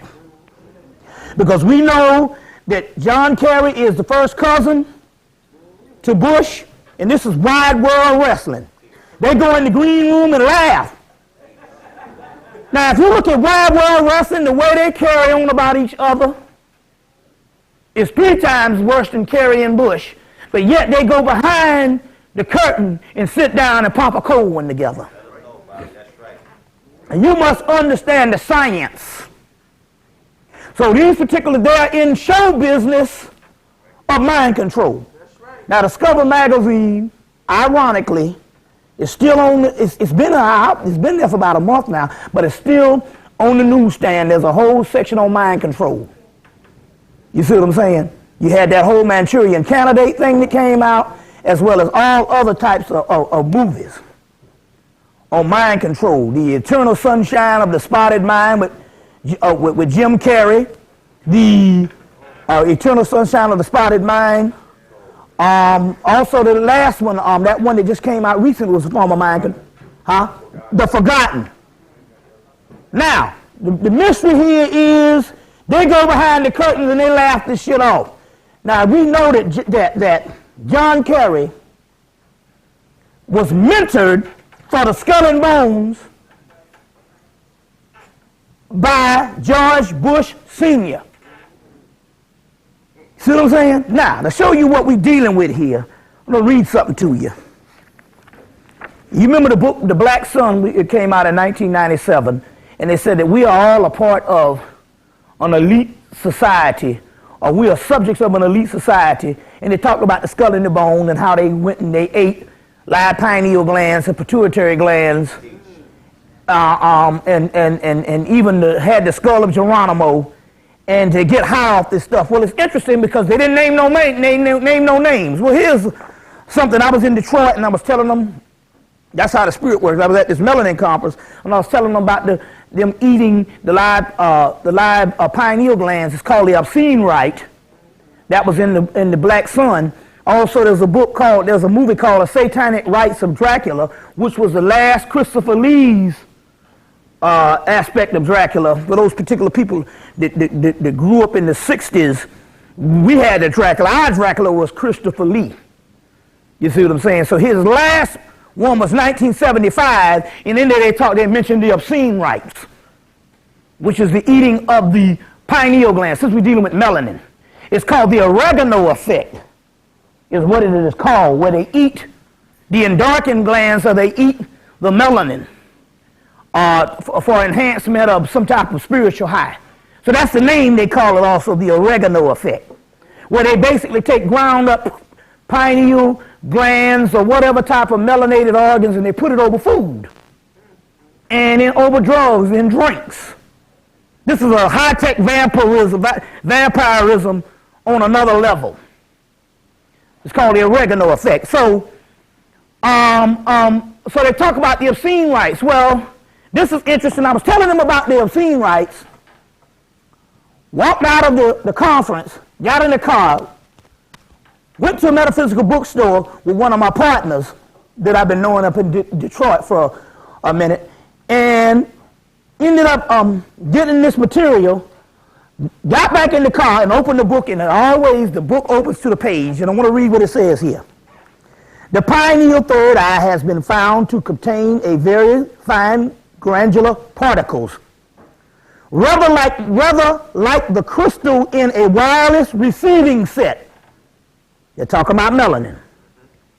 Many magical rites and meditation techniques are aimed at gaining control of this organ and fluid it produces. The live melatonin, rumor had the live melatonin. So this fluid that it produces is live melatonin, not the dead stuff that they get out and make into pills, but live melatonin, that's the key. The live melatonin, rumors have it that a number of super secret societies, the Skull and Bones, which is Kerry and Bush, which both George Bush Sr. and George Bush Jr. belong, engaged in the ceremony called obscene rites. This involves the consumption of a live pineal gland of a human or animal sacrifice in order to get the fresh secretions. You see what I'm saying? So now, they get high on this stuff, and this book, they just straight up name it. George Bush Jr. and George Bush Sr. So they naming names now because they know that knowledge is so obsolete that you can't give it away now, so they can tell the truth. You see what I'm saying? So this book is called The Dragon Legacy, The Secret History of an Ancient Bloodline by Nicholas D. Vere, D-E, which is the middle name, and Vere, V-E-R-E, co-author of The Genesis of the Grail King. So it's called The Dragon Legacy. This is this book. It just came out. This is $30, page 381. Page 380 of blood sacrifices.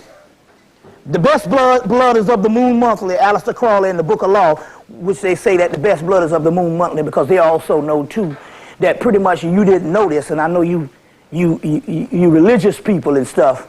That's why you die faster than anybody else and stuff, because that's you religious people don't know this and stuff. But menstrual blood can cure anything living on the planet.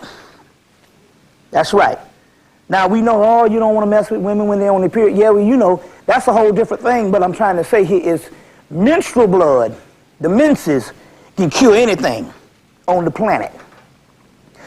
But this book, and I said that it also because we're still talking about the feminine energy. Like, take, for instance, we got this new information based on what happened to the sister Aaliyah. And and you'll see you can get part of this ritual in the guy Quaker Mutwa from South Africa, and he talk about how you could take a young girl and put him in the bed with an old man. He could be sick or whatever, and they can draw the energy from the astral body of that young girl. It's like a vampirism, and that person can actually heal themselves, or they can be kept. That older person can be kept alive. Well, in so many words, this is what happened to Aaliyah. Because it's interesting, because the mother even knew. She had gone to several people, several psychics and several spiritual people to try to find out, because she knew that basically at the time when Aaliyah supposed had died, that was something wasn't wrong. There was something that was still going on, and she could feel it. Well, in so many words, what we found out was this is what happened to her. They was keeping her alive maybe 2 years. And they drained the energy. It's a vampirism. It's about the same as you saw the last thing in the movie that went down. They kept her alive for maybe a year, maybe 2 years, and that's what they do. And this is a rite that's even, like I said, the Quaker Mutwa talks about it. The South African shaman, and that she was kept alive, and she's now gone on because she asked several spiritual people to help her, including the sister Babylonia that I was with. Said she even got contacted. Aaliyah was coming and help her go to the next realm. So this is some things that these people are doing in the aspect of if these people eat live pineal glands, and these people don't give a damn about nothing. These are the people you're going to get in there. Whether it's Carrie or Bush, it doesn't matter, because there is no such thing, a Democrat, Republican. It's ruled by secrecy. And those people, their job is just as a decoy figure to keep you confused.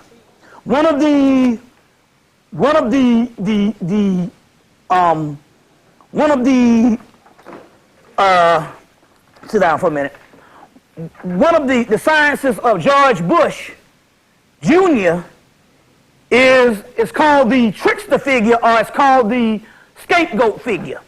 And this is a person like the drunken master. They make you think they're stupid and an idiot, and you focus on that, and always, you see what I'm saying, distracting you from some other things that's going on. So that's his job, and he does it well, to make you think he's an idiot. Now, if the man was appointed, stands the reason that the powers that be would not appoint a person that is an idiot. That's dangerous. This man was appointed, and he's acting out of role. Like I said, it's worldwide wrestling. You know, if you look at worldwide wrestling, basically that's what you got in America. They got all kind of characters. You see what I'm saying? Well, his thing is to act out this, what is called a scapegoat. to make you think it was also in the movie. It's in a movie called 1997. What's the name of that movie? It's called, it's in a movie with Jack Lemmon and James Garner. They're running for president. I think, what's the name of, tell me the movie in a minute. Jack Lemmon and James Garner. My Fellow American. And the guy in there was a Dan Quayle figure that was ignorant, and come to find out he was the man running the show.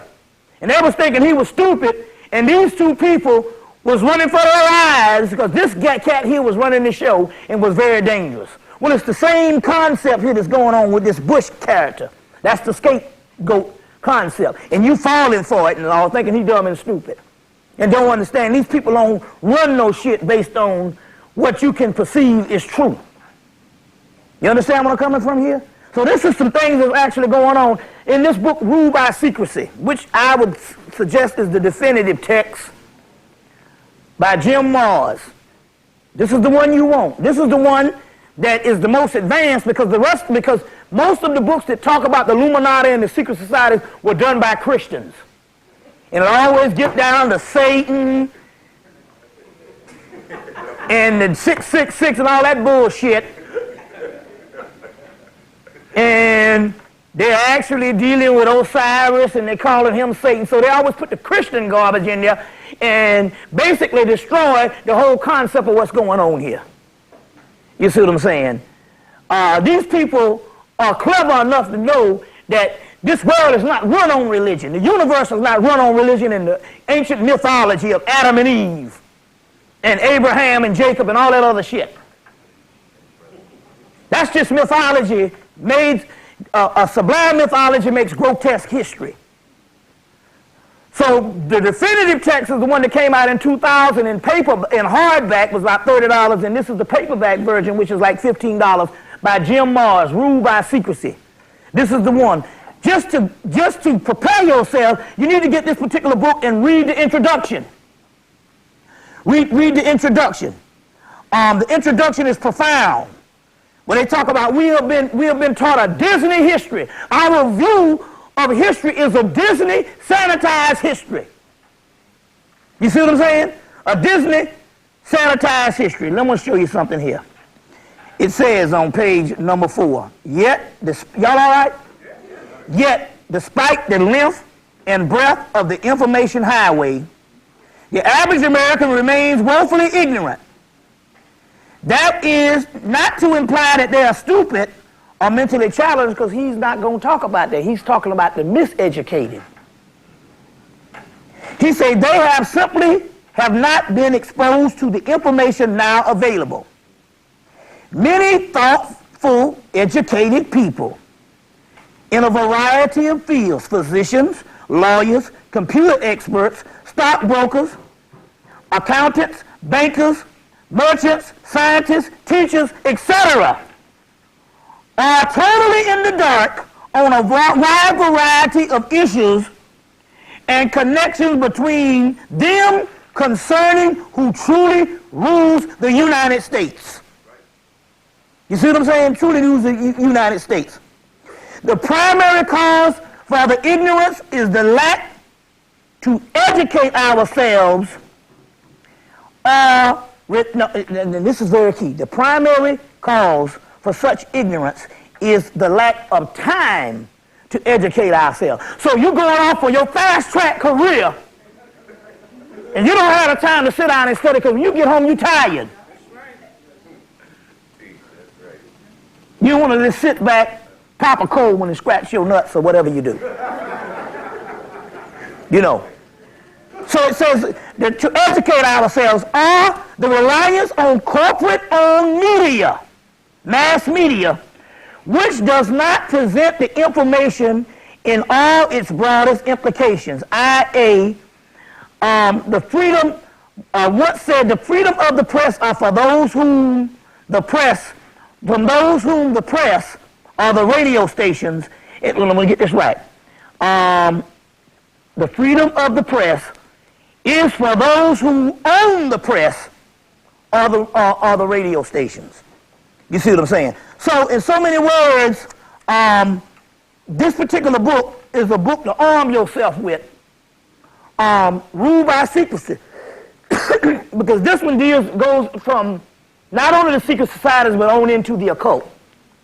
So this is one that you need to deal with. Now, trying to understand this particular information, first we must understand what is happening after this election into the 2005s. Because remember now, this is 10 years ago. 10 years ago, in 2005, several things happened. Hale-Bopp comet came. They had a great heat wave that killed a lot of people in Chicago. You had that great day that black people celebrated when O.J. Simpson got off. I'll never forget it. October the 3rd, 2005. 1995. Now it's interesting here because the movie Alien and Predator, Alien versus the Predator, the whole event which started this family fight between the alien, which represents the black male, and the predator, or the alien who represents the black woman, and the predator who represents the black man, and the black woman standing in the middle of it. And at the end, I thought it was great, the sci-fi movie come on where they don't kill us off during the credits. She was the last thing standing. But it started on October the 3rd, 2004, which was interesting because on October the 3rd, 2004, which was what, last Tuesday? Or something, last Monday, last Tuesday. Anyway, I woke up and my head was buzzing and the third eye was pulsating. I said, man, this is a powerful day. Well, I said, well, hell, I know it was because 10 years ago, especially, 9 years ago, but 10 years ago that's coming, that was a day that we'll never forget. And it wasn't because we loved O.J., it's just that, damn it, for one time the system worked for us. You know what I'm saying? It had nothing to do with no fucking O.J. We got so wrapped up in that trial because the white folks in the media made us get so wrapped up until it was one of those things till he couldn't go to jail or be executed or whatever because it would have broke the energy in the hearts of black people. You see what I'm saying? So we know these things happen. So anyway, going right along, what we're talking about here is 2005 is coming up. It'll be 30-year anniversary of the ascension or the transition of the Honorable Elijah Muhammad. It was 30 years ago that the Jehovah's Witness, with my man gonna drop on Sunday, got a whole shit on Jehovah's Witnesses and all. These fools, which was basically white supremacists. But it was 30 years ago that the Jehovah's Witness said that in 1975 the world was going to end. And as a result, when it didn't end, it broke. The organization was never as strong as it was, you see, after 1975. So it's a lot of things that happened 30 years ago. You see what I'm saying? A lot of things happened 30 years ago, and as a result, if you don't calculate it, the people, the powers that be, calculate it. So, in so many words, they're ready for Homeland Security. So let's give you some step-by-step things on what you need to look out for. Number one, stay out of, don't announce yourself as no groups. Number one on the Homeland Security. The Homeland Security Terrorist Act, the Moors. You announce yourself as Moors, well, congratulations. You are now a terrorist. The Nation of Islam, any Islamic group, any what they call subversive group, Hebrews, Moors, or any of this stuff, any group, ASCAC is on there, whatever groups you got going on, all your Hebrew groups, your Egyptian groups, your Camite groups, because what happened was Dr. York was arrested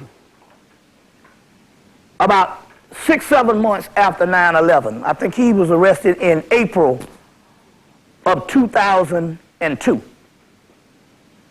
Now, March or April of 2002.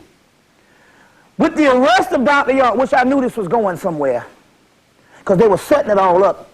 They started setting this thing up in 1997 when they put him on the front page of the Atlanta Journal-Constitution on a color widescreen picture, him dressed up as Osiris and all of that. And I said, wait a minute, the brother going to get in a lot of, I said, they're starting something here. We're going to see where this is going. So, first they had to introduce him to the world. You see what I'm saying? And so, and they had him on Fortune Time, they had him on Strange Planet. He was always a reoccurring figure on the news down in Atlanta. And I was following this thing. I said, they're setting up some stuff. They were setting up some things. So I said, now let me look at this. With the arrest of Dr. York, and I'll show you how clever this is. And everybody in this room is involved if you're conscious. Now just follow me on this, because this is very important on how they're coming after you. Hip-hop culture is #1 a terrorist group now. So all your little hip-hop shit, you got to be solo. Don't align with nobody, and you got to tell your children. Bobby, they're doing the 30-year anniversary of hip-hop. Right now. Oh, okay. So, as you mentioned the 30-year cycle. Now it's interesting because the hip-hop culture is, and one thing you got to understand something, hip-hop culture is now deemed terrorism. One thing you got to do with your children, and this is very key, you got to tell your sons, especially your sons, that you can't be hanging out on the corner or with 2 or 3 members of the male species, because we don't have any rights. You understand what I'm saying? And hanging out now is a terrorist, subversive act. Now don't be bullshitting around and say they can't do this. Just look at what they have done to you the last fucking 10 years. So you can't, so all this hanging out, you know you niggas like to hang the fuck out. That shit is a no-no in this country. Come 2005. That shit can get you in jail. Now they have the right to arrest you, try you, convict you, and execute you, and ain't nothing nobody can do about it because you've given up all your rights with these terrorist acts. So I got to understand what's going on here.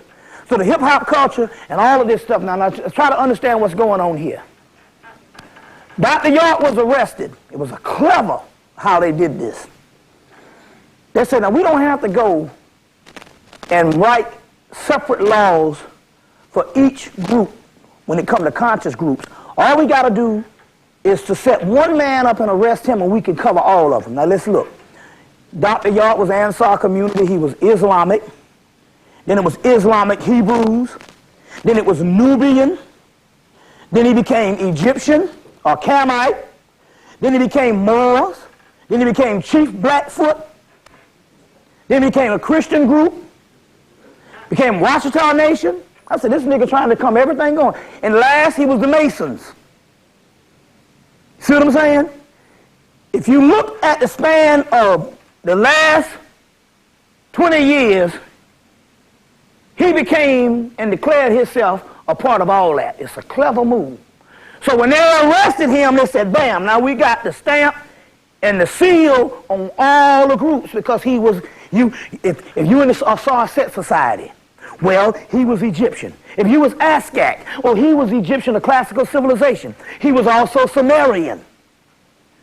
You see what I'm saying? He was Hebrew for your Hebrew groups. He was Islamic for your Islamic groups. He was Moor for your Moorish groups. All you Native Americans, he was that. He was also Christian. Then he was Mason. So in so many words, he covered the gamut of secret society, and when they arrested him, which the ADL was the people who tipped the police off, because when they gave the celebration for the police who arrested him, they said we couldn't have done it without the ADL, the Anti-Defamation League, because they're the ones that gave us all the information. So in so many words, they don't have to find a person affiliated with your Afrocentric group or your Sarset group or this new kind of Egyptian group or all these groups. They don't have to find a person in your group to commit a crime. Dr. York is already filled the void for you. It's a very clever thing. So as a result now, all of those groups are under the goddamn terrorist bills. And showing the fuck off, gonna get your ass in trouble. Now mind you me with this dumb shit. All them goddamn Hebrew niggas standing on the corner talking shit is government agents. The new Black Panther Party, you need to run from that shit. New Black Panther Party is #1 on the goddamn list. And what they do, they came out and said, we are in support of Dr. York. They held a whole goddamn conference in May. And they had all these people invited to be a part of a conference with Africa Bambaataa and them. And when they got in the conference, it was a rally for Dr. York. Now you got to understand what's going on. I was even invited. Spirit realm said, no, you can't go to that shit. You see what I'm saying? So the next thing I know, they got some nigga running around. We want you brothers to come together. Now, this has nothing, now, I'm not, try to understand where I'm coming from here. We're not talking junk about other groups. We're just trying to show you how clever the white man can be, and you can't fall for the fucking okie doke. You understand what I'm saying? This has nothing to do with Dr. York, the person, or Rabboni, or whatever you call it. It has nothing to do with that. It has to do with a system that is above that is using that as a platform to send your ass to jail. Because he was Dr. York the singer, that covers all the entertainment group. Because there were certain rappers connected with that covers all of that. You got to be clever with this shit. They didn't have to arrest all the people. They only had to arrest one who just so happened to conveniently be every goddamn thing. You see what I'm saying? So they invited a bunch of us to New York this past May. I bailed out. And what they do, they got them up there, they thought they was having a con, next thing you know, it was a rally for Dr. York. Now, it ain't got nothing to do with Dr. York. Dr. York is locked up. It don't have nothing to do with that. It's a clever way. Now, understand this shit, because you got to study the history of McCarthyism. History of McCarthyism is they deem you communists, the America Communist Hollywood, and there's a whole documentary called Scandalize My Name. Scandalize My Name is a documentary where they say, okay, we got this communism shit going, but what we're going to do, we're going to go into the black conscious community of the 1950s, the ones who are fighting for civil rights, and we're going to label them communists. And as a result, you see what I'm saying? These people never worked again. Some of these people went to jail. Now, in this case, it's called guilty by association. It's a whole goddamn movie on this shit with your boy, Robert De Niro. It's called guilty by association. And basically who you associated with, so they say you just was invited to a party. And the party might have two people in there talking about communism. You in the party drinking and having a good time. You go home and the next thing you know, 3 months later somebody calling you saying you got to go to the Senate on the House Senate Un-American activities. And you going, I went to a party. Well, I went to a lecture. You see what I'm saying? So you understand what's coming? It's clever. So now it's called guilty by association. So you got to understand what's going on. Once one brother called me and said, brother, we need your support. You know, they're locking up our black leaders, and we need you to help us come and protest the arrest of Dr. York and all this kind of thing. I said, well, brother, I want to help. He said, what? I said, let's do some spiritual shit. Let's do some magic. Now, they didn't want to hear that shit, because whoever the fuck was on the phone was working for the government. And they wanted me to say, okay, I'm going to sign my name. You see what I'm saying? I'm protected. See what I'm saying? Motherfucking government don't want shit to do with me. I'm anthrax, and I'm poison when it comes to the goddamn government. You understand what I'm saying? But you all ain't on that level, because they done came after me 40 deep and couldn't even see a nigga. Twice. But see, it takes a motherfucker not being scared of the stuff that the white folks done train you against. You see what I'm saying? So I done went to the satanic stuff, and guess what? It's only our ancestors. I said, hey, it's us. We the ancestors. We're under this stuff they call Satan, ritual, black magic, and your people scared of it, and ain't nothing but the doggone underworld realm, the realm of Osiris, called what? The Black Rites of Osiris. You can get that in, go get Robert Temple's book. There's a whole section on the Black Rites of Osiris. But you're scared of all that. So you don't want to deal with that because you're scared of the devil. You see what I'm saying? So the point I'm trying to make here is, the way they're going to do this thing is they're going to call you terrorists. And so the entire Afrocentric structure is under siege and under observation. So what you got to do, you got to be clever. You got to, number one, go incognito. You got to do like these people who rule by what? Secrecy. That's the name of the game. They learned that from Kemet. You rule by secrecy. They say our ability to exist is to remain anonymous. That means I'm not saying that you can't go to meetings and you can't deal with what you got to deal with. You just can't announce yourself. So are you more? I ain't none of that shit. Or I am all of that. You see what I'm saying? I'm in dirt now. None of this shit. I'm a ghost. I don't exist. You see what I'm saying?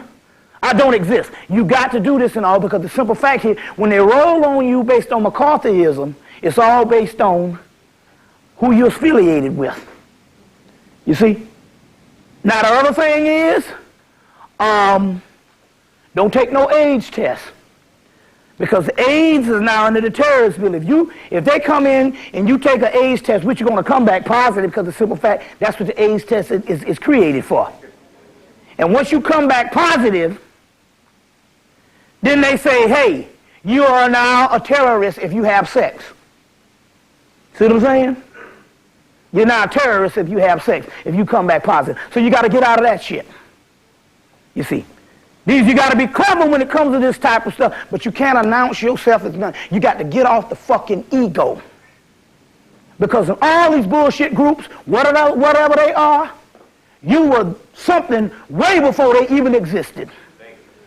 And the shit that you were before they existed, you call evil. When they talk about the primordial beings or those monsters, shit that you don't want to be. You see what I'm saying? Remember I told you about the sister? She was all this and all that. A sister out in California. More this and more that and indigenous this and all that. And they locked her ass up and they let her out. Then they was getting ready to lock up again and she came and said, by my father Lucifer, I can't pay these goddamn taxes. And she ain't had no more problem with them. They know much as black people scared of the devil and this motherfucker talking about Lucifer. They know, wait a minute, hold on. This might be one of these bitches who we might not be fucking with. You see them, we don't want to fuck with the wrong ones. You see, this might be another Marie Laveau on their ass. Who they go to arrest her and they can't find her house. Well, that's the kind of shit they did with me after 9/11. Couldn't find the house. And I was standing right on the front porch and they couldn't even see us. You see what I'm saying? They couldn't even see us. So you're going to need to get with some of that stuff. But all this other shit going to land your ass up in the jail being somebody's bitch because y'all egomaniacs with all these damn groups. It's time for you to come out of these groups because you are primordial beings that's higher than these groups. Don't associate yourself with nothing. You know what I'm saying? So don't sign nothing, don't associate yourself with nothing, and all this organize. Don't organize shit. Say, I'm solo. Now you can do some shit underground, but your ability to exist has to remain anonymous. It's got to be suppressed. You see what I'm saying? So this is how you're going to have to roll with this type of stuff. Y'all all right? Because this is how they're coming. Try to understand this. Now, going right along, y'all all right? Because I want to get this thing going. Going right along. I'll go through some other stuff in a few minutes. I want to give a shout out to the sister here, Charlotte. This is a sister who lives out in San Francisco, so she came across the country. But she's from New Jersey, right? Where you from? Where you originally from? You know, you're originally from San Francisco. You were staying here. You originally from here. Brooklyn, but where was you born? Right, and you lived here. Right, you came here, And now she's back in San Francisco. I want to give her a shout out because her sister, she did this. This motherfucker sent me $400 one month and then paid my rent the next month. So anybody for me to buck dance to, it was a motherfucker who paid my damn rent. So I want to do that. All right. Shit, yeah, so, you call me Bubba or whoever. Love slave. All right, let's deal with some stuff right now. I want to deal with some things right now. Y'all all right? Okay, right now on, remember, guilty by suspicion. That's very key because Bush came out and said we're going after spy organizations. And the way they got it worded in Homeland Security and all this Al-Qaeda stuff, that's you. You see what I'm saying? That's you. So that's one of the things. It's interesting here because there's a group of traditional healers over in Africa curing AIDS. But in order for them to get the TV special done here in America, they had to go along with what the CDC said, that there is no cure for AIDS. So they had to say, well, there is no cure, but we don't have no symptoms. Well, goddamn, if you don't have no symptoms, then you cured it. You see what I'm saying? Then you cured it. So, but still yet they were talking about these traditional healers, and in so many words, not only it was dealing stuff, a combination of herbs and all this, but it was also dealing with things based on the spirit world. Based on the spirit world. You see what I'm saying? I'll go into some of that type of stuff that happened to me recently. On that. I talked about it last time I said I'll go back into a few minutes about that. One thing happened when I went to look in that doorway in the museum is overnight, within a matter of days, I became allergic to soy. What is this? Now I'm like, wait a minute now, I pretty much can eat what I want. Something is going on here. And I said, wait a minute. I said, whatever the entity was in me started rejecting soy. I started breaking out. My face starts swelling up. My lips start swelling up, looking like bubble and shit, big, stuff like that. I said, wait a minute. Now something's going on. They're trying to tell me. I said, this is a breakthrough. They're trying to tell me. They're trying to send me a message to tell the people. Okay.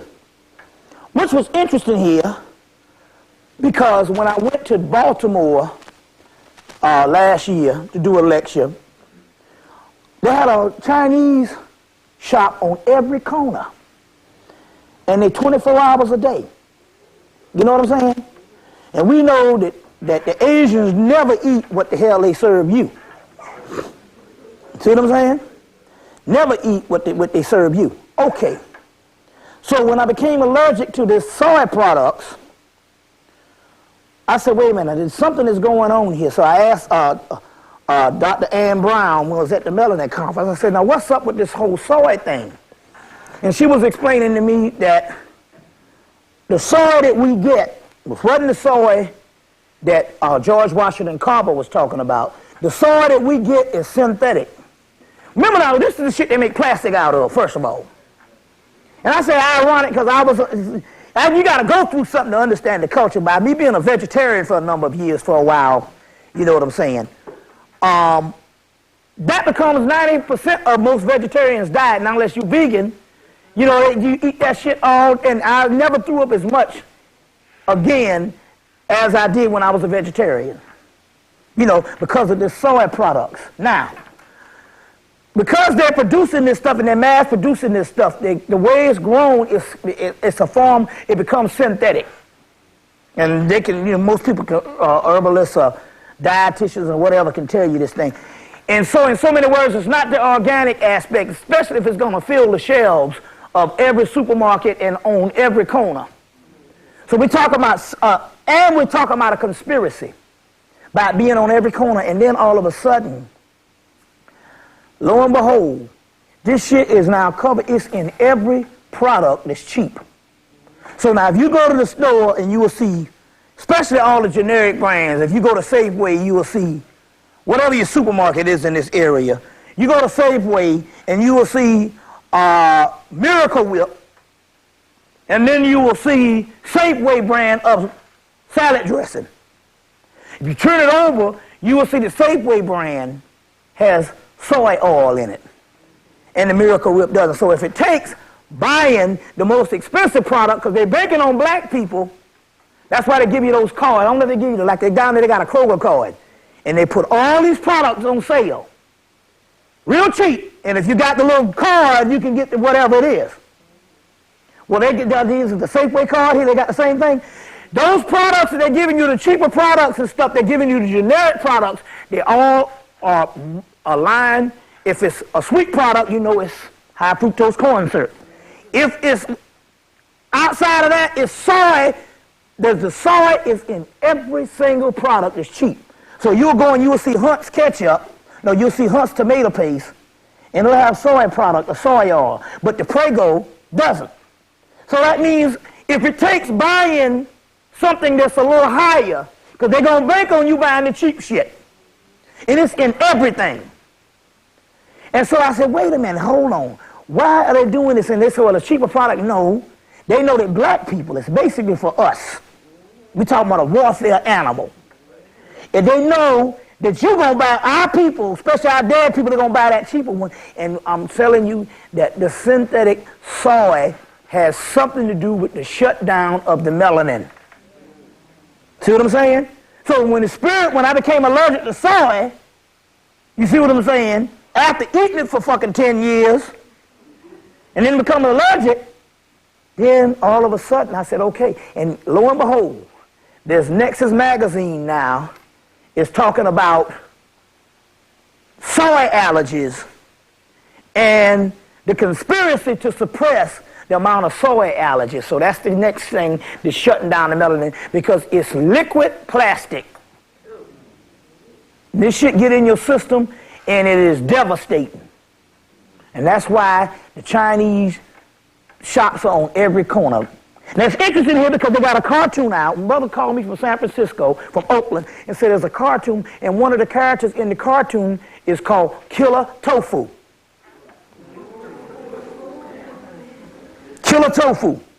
And Nexus magazine put out a series of articles in 1999, as well as the leading health research group. Those people put out the Matrix books, and they was talking about how tofu turns men gay.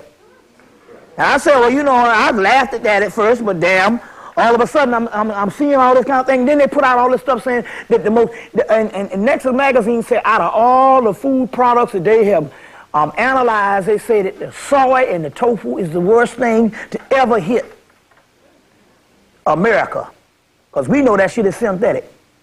You see what I'm saying? And you know me, I ain't one to talk about diet. But when the spirit come and sit and my lips swell up like Bubba, I say, wait a minute. There's some shit that's going on, but it has something to do with the melanin. And for them to have a cartoon, and one of the cartoon characters is Killer Tofu, that's very key. Moving right along, y'all all right? They cut out all the welfare in the 90s. They asked them, well, what are these people going to do? They said, well, we're going to give them vouchers on Section 8. Now, Bush did what? He cut Section 8 by what? Damn near 70% or whatever right now. Well, it's interesting because the state of Maryland a month ago came and told the people, we don't have no Section 8. We don't have the money for Section 8. I called to Kansas. The lady said, well, one of the counties just cut it out. It's frozen here. It's frozen here. I'm trying to tell you, in order to make you terrorists, they have to agitate you as a people that's based on social unrest. You understand? See, in order for you to become a terrorist, you got to be pissed off about something. You see what I'm saying? You can't be happy. Gay, it don't go along with terrorism. Now try to understand this. And I'm telling this to a lot of the brothers that's coming up. Be careful about who you talk about that's black, even if they fucking up. Now I know we made careers on talking shit about you, and I talk shit about Farrakhan and stuff like that. But now is not the time. In order, because you know, one of the things y'all are, this is very key. In order for them to lock you down, they've already deemed all gangs terrorists. Now, they just called a gang in Washington, D.C., the brother TJ was talking about it. They connected a Spanish gang to Al-Qaeda. What the hell fucking Mexico got to do with some damn Al-Qaeda in fucking D.C.? Now, that means that all gangs, because they started calling the Crips and the Bloods terrorists, they got the black preachers to do that. Now, in order for you to get in the midst of gang activity, what the gangs do, they fight amongst each other. So if I'm a black scholar and I talk shit about somebody over here, that's considered gang activity. So what happened was, on the website, the SiriusTimes website, somebody came in and called in and said, Dr. York ain't shit. Fuck Dr. York. So it got a bunch of the Nubian people calling back in, talking, you know, fighting. Upset about that. Then they came in and say, fuck Bobby Hemmitt. You understand what I'm saying? And this is to get a hostile environment amongst the scholars and the groups fighting against each other. Boom, gang activity. Because in order to be terrorists, you got to be labeled a gang. And what does gangs do? They fight amongst each other. So we're saying at this time, be careful on talking junk about the certain groups. You understand what I'm saying? At this particular time, hey, we all in this shit together. We all still black people. Leave motherfuckers, leaders alone, even if they're messiahs that's going to take them on spaceships or they're going to take them to Israel or whatever. Leave motherfuckers, leaders alone right now. Be careful. I'm setting the stage for people who ain't tapping into some real shit like me. That's lonely. You see what I'm saying? Waiting for a motherfucker to fuck with. I wish a motherfucker would fuck with me. But I'm talking about you ones that haven't got there, because I'm going on the inside. Since 2001, I've made contact. You see, they had from 92 to 2001 to try to get a nigga. But since 2001, I made contact, because I'm backed up with some real bastards. You see what I'm saying? Get some real bastards. All I got to do is get them some food and some liquor. You understand what I'm saying and all? Or some shit like that. But I'm talking about you people that's, you know, that's just starting out. Be careful on what you say, because it's based on gang activity. You see what I'm saying? But, like I said, the new Black Panther Party and all these visible people, stay away from that shit. It ain't got nothing to do with the Black Panther Party. It's got something to do with terrorism. And they're on the list. Y'all all right? Okay, now, so what they going to do now when it comes to this damn Section 8, because they get ready to get rid of this shit. They're getting rid of, so they're going and they're dealing with stuff all over the country. I know we're going to let all the other brothers be the scientists. I'm just acting as the elder to tell you what time it is. You see what I'm saying? On the eve of the you know, Homeland Security, we got to get with some of that type of stuff. So it's just interesting on how things are going down. Now, it's interesting here because it's interesting here because they had, isn't it interesting that around 9/11, all of a sudden they get a new tape from your boy, Osama bin Laden. Goddamn, you can get these tapes, but you can't get this motherfucker ass. You know what I'm saying? And you can't send the wrong signature on something without they call it some mail fraud, or they got your ass. It's called Equifax. They know everything about you and stuff. You know, you can't even damn put down the wrong check in the box without a motherfucker calling your damn house, investigating you. And here's some niggas are sending cassette tapes and videotapes all over the world, and nobody can goddamn arrest the motherfucker who they send it to, because we know that Al-Qaeda is Al-Cracker. You know what I'm saying? We know that Al-Qaeda is the United States government. And that's for only you knuckleheads to think that there's some Arab group that's non-existent, that's got people in terror. 9/11 told you that. Fahrenheit 9/11 movie and all that told you about all that shit. It doesn't exist. So all of a sudden they convenient get, that's the history of fear. That's the way they do it, the science of fear. But let the dead people understand, but you got to understand what's going on. This shit is still all about the attack of you because we are rising. Now, I'll go into that in a few minutes, but on how this stuff is actually happening. So you got to understand, I'm going to it now. Right before 9/11, 2001, what happened? They had sharks biting off motherfuckers' legs and stuff. Then they had these sharks. Remember they had a shark meeting? They had something like 200 sharks out there, and they were swimming around meeting. And the people were swimming, and they wasn't even trying to bite the little white folks. And they couldn't figure it out, and the sharks were going on about their business. Well, they had this shit again about a month ago, in September. The sharks had another meeting.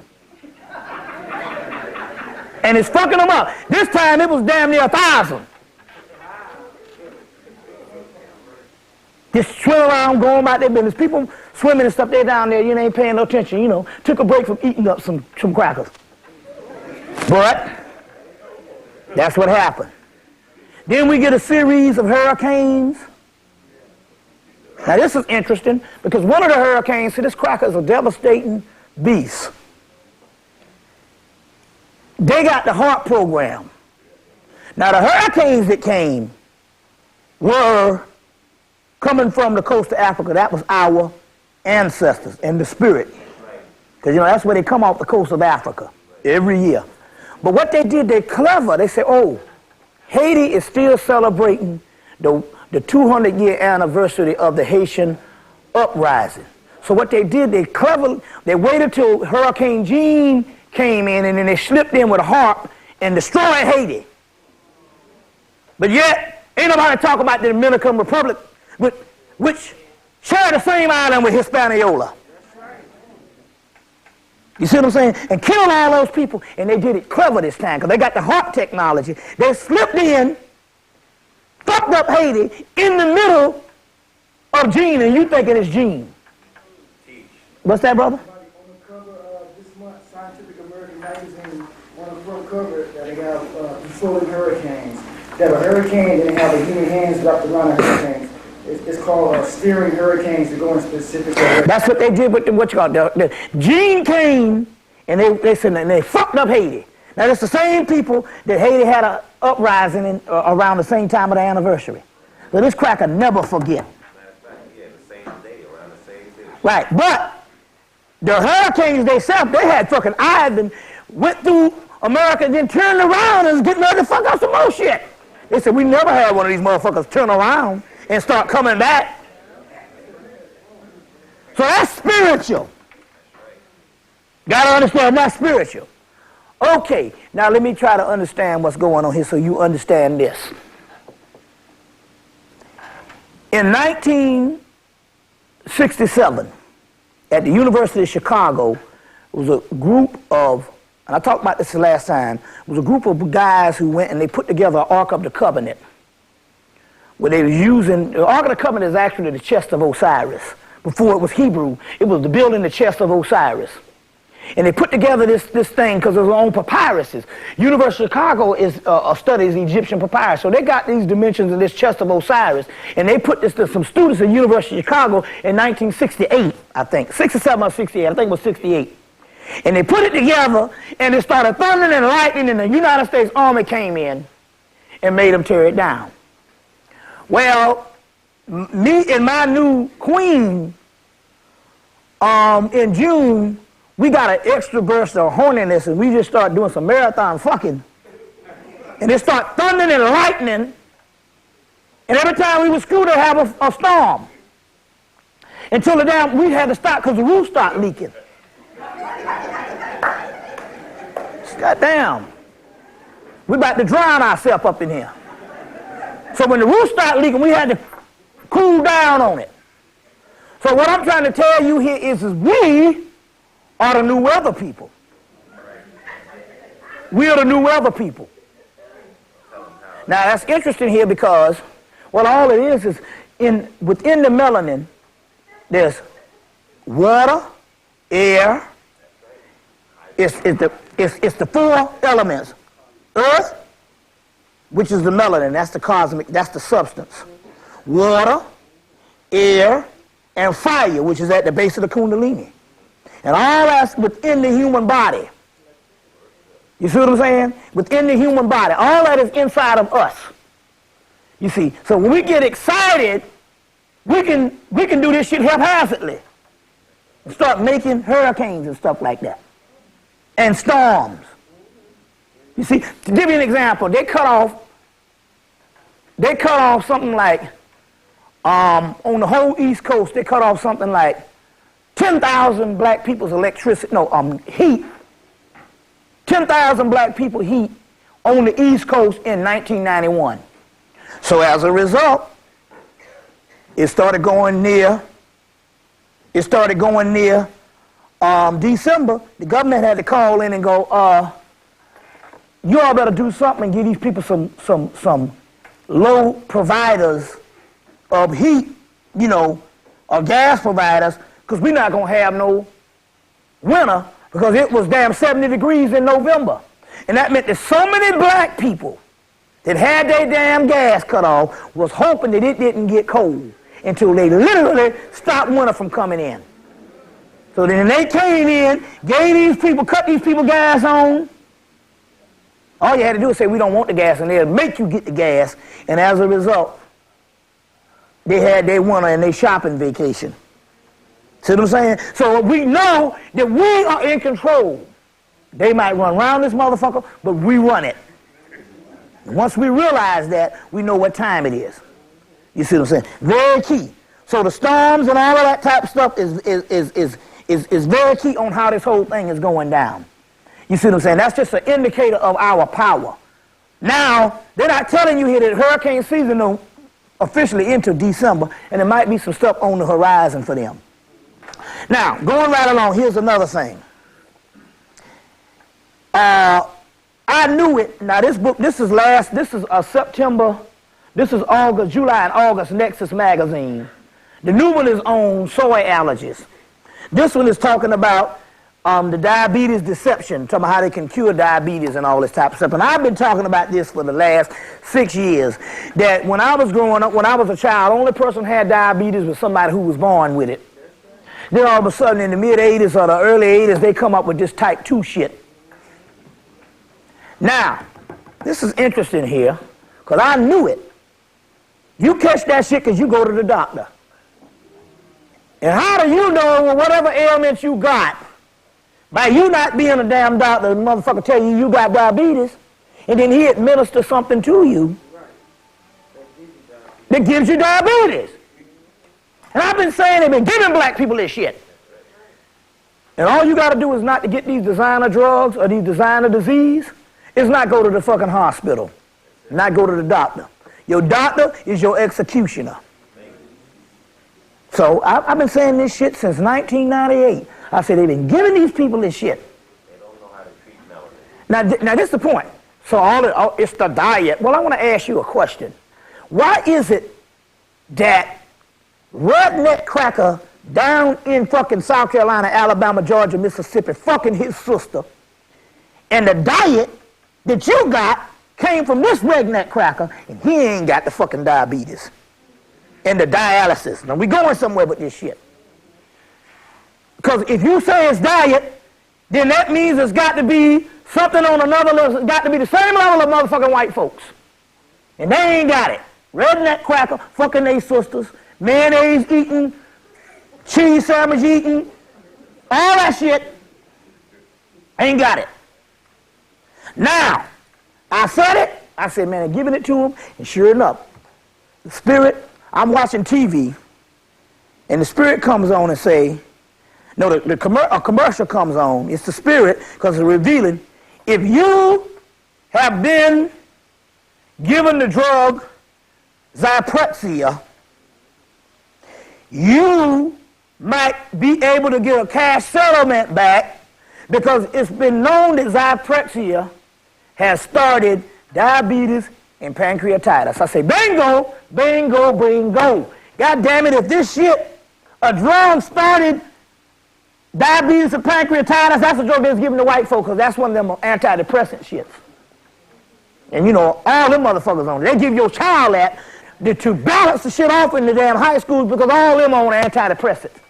Rich as shit, but damn disturbed.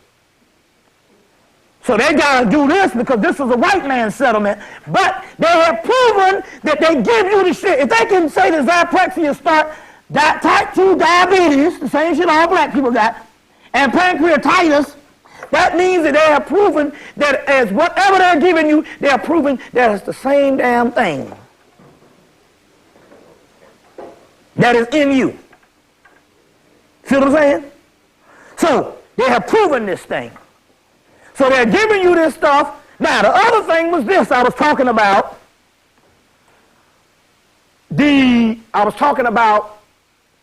Why is it, if it's based on diet, why is it that Redneck Cracker with the diet that he taught you is not in the dialysis place where there be a football field? They have more people that's in this room on diet. You go in there and this is, they taking shifts and it be 4, 5, 7, 8, 20 places all over the city, dialysis. And it's all black people. That means they're shutting down. I told you how my mother went into the hospital and they came in the room and put something in the IV and shut her kidneys down. And she said, I remember the day they shut my kidneys down. Now, why are they doing it? In this book, The Opening of the Way by Isha de Lubitz, they talk about the heart chakra. The mystery to all of this is the heart chakra. There's a goddess that sits in the middle of your heart chakra. So if you're against women and you're a man, you're against your own soul. That has a lot to say to black women too, because y'all be talking about that bitch ain't shit. See what I'm saying? Because you hate. The biggest male chauvinist is the women. You see what I'm saying? You've been given somebody's ideas and now you execute those. You see what I'm saying? So in this concept here, and when we really talk about the thing, it's not really talking about the physical woman around here walking around. She's just as dumb and stupid as the physical black man. They're talking about the feminine principle where they're talking about this ego. So whatever this ego encapsulates, the black woman has her form of ego, it's in another form. But they're talking about this when they talk about the whole heart chakra. In so many words, the heart chakra is the key and the gateway to the other side of the other dimension that we're going. Now in Isha de Lubitz book, The Opening of the Way, which is still in print, they talk about the heart chakra, but they say that the heart chakra, the heart chakra is also has a connection with the kidneys. And based on some symbiosis, once the heart chakra, let's put it this way, what happens is this here. You have a beat, a heartbeat. But if you say that the heart is beating, but what makes that heart beat? It has to be some form of spirit. So once that heart starts to beat and that heart connects with the kidneys, and the kidneys is water. And some type of symbiosis type connection, they said that the heart chakra is connected with the kidneys, and then the kidneys is dependent on the heart chakra, but the kidneys has a function of its own. In turn, the heart chakra is dependent on the kidneys. So they know that they can stop the new realm or the new return of the goddess or the divine feminine by stopping by affecting the flow of energy to the heart chakra by shutting down the kidneys. Or so they think. Because it's the Kundalini energy, let's put it this way, they can't do shit, but they damn sure can damn die trying and give you a whole lot of agony. So as a result, they're shutting down the kidneys, and I was talking about how they're messing with these kidneys, and it has something to do with something spiritual.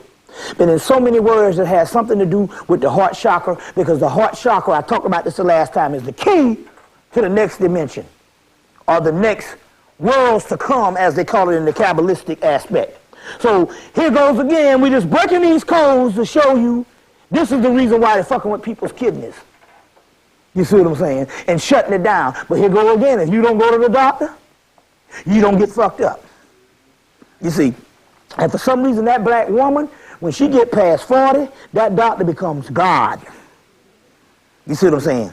So I just want to give you that type of information on what is going on. Y'all all right? Okay. Let's go on. What time is it? 9:30. So we got how long? So we got a little time. What I want to deal with right now is to go into some aspects. I want to go into some aspects. This particular God, we knew that they say Cush or Ethiopia, the mother and the father of Kemet. We said, well, we want to know something about the spiritual connection to ancient Cush or ancient Ethiopia.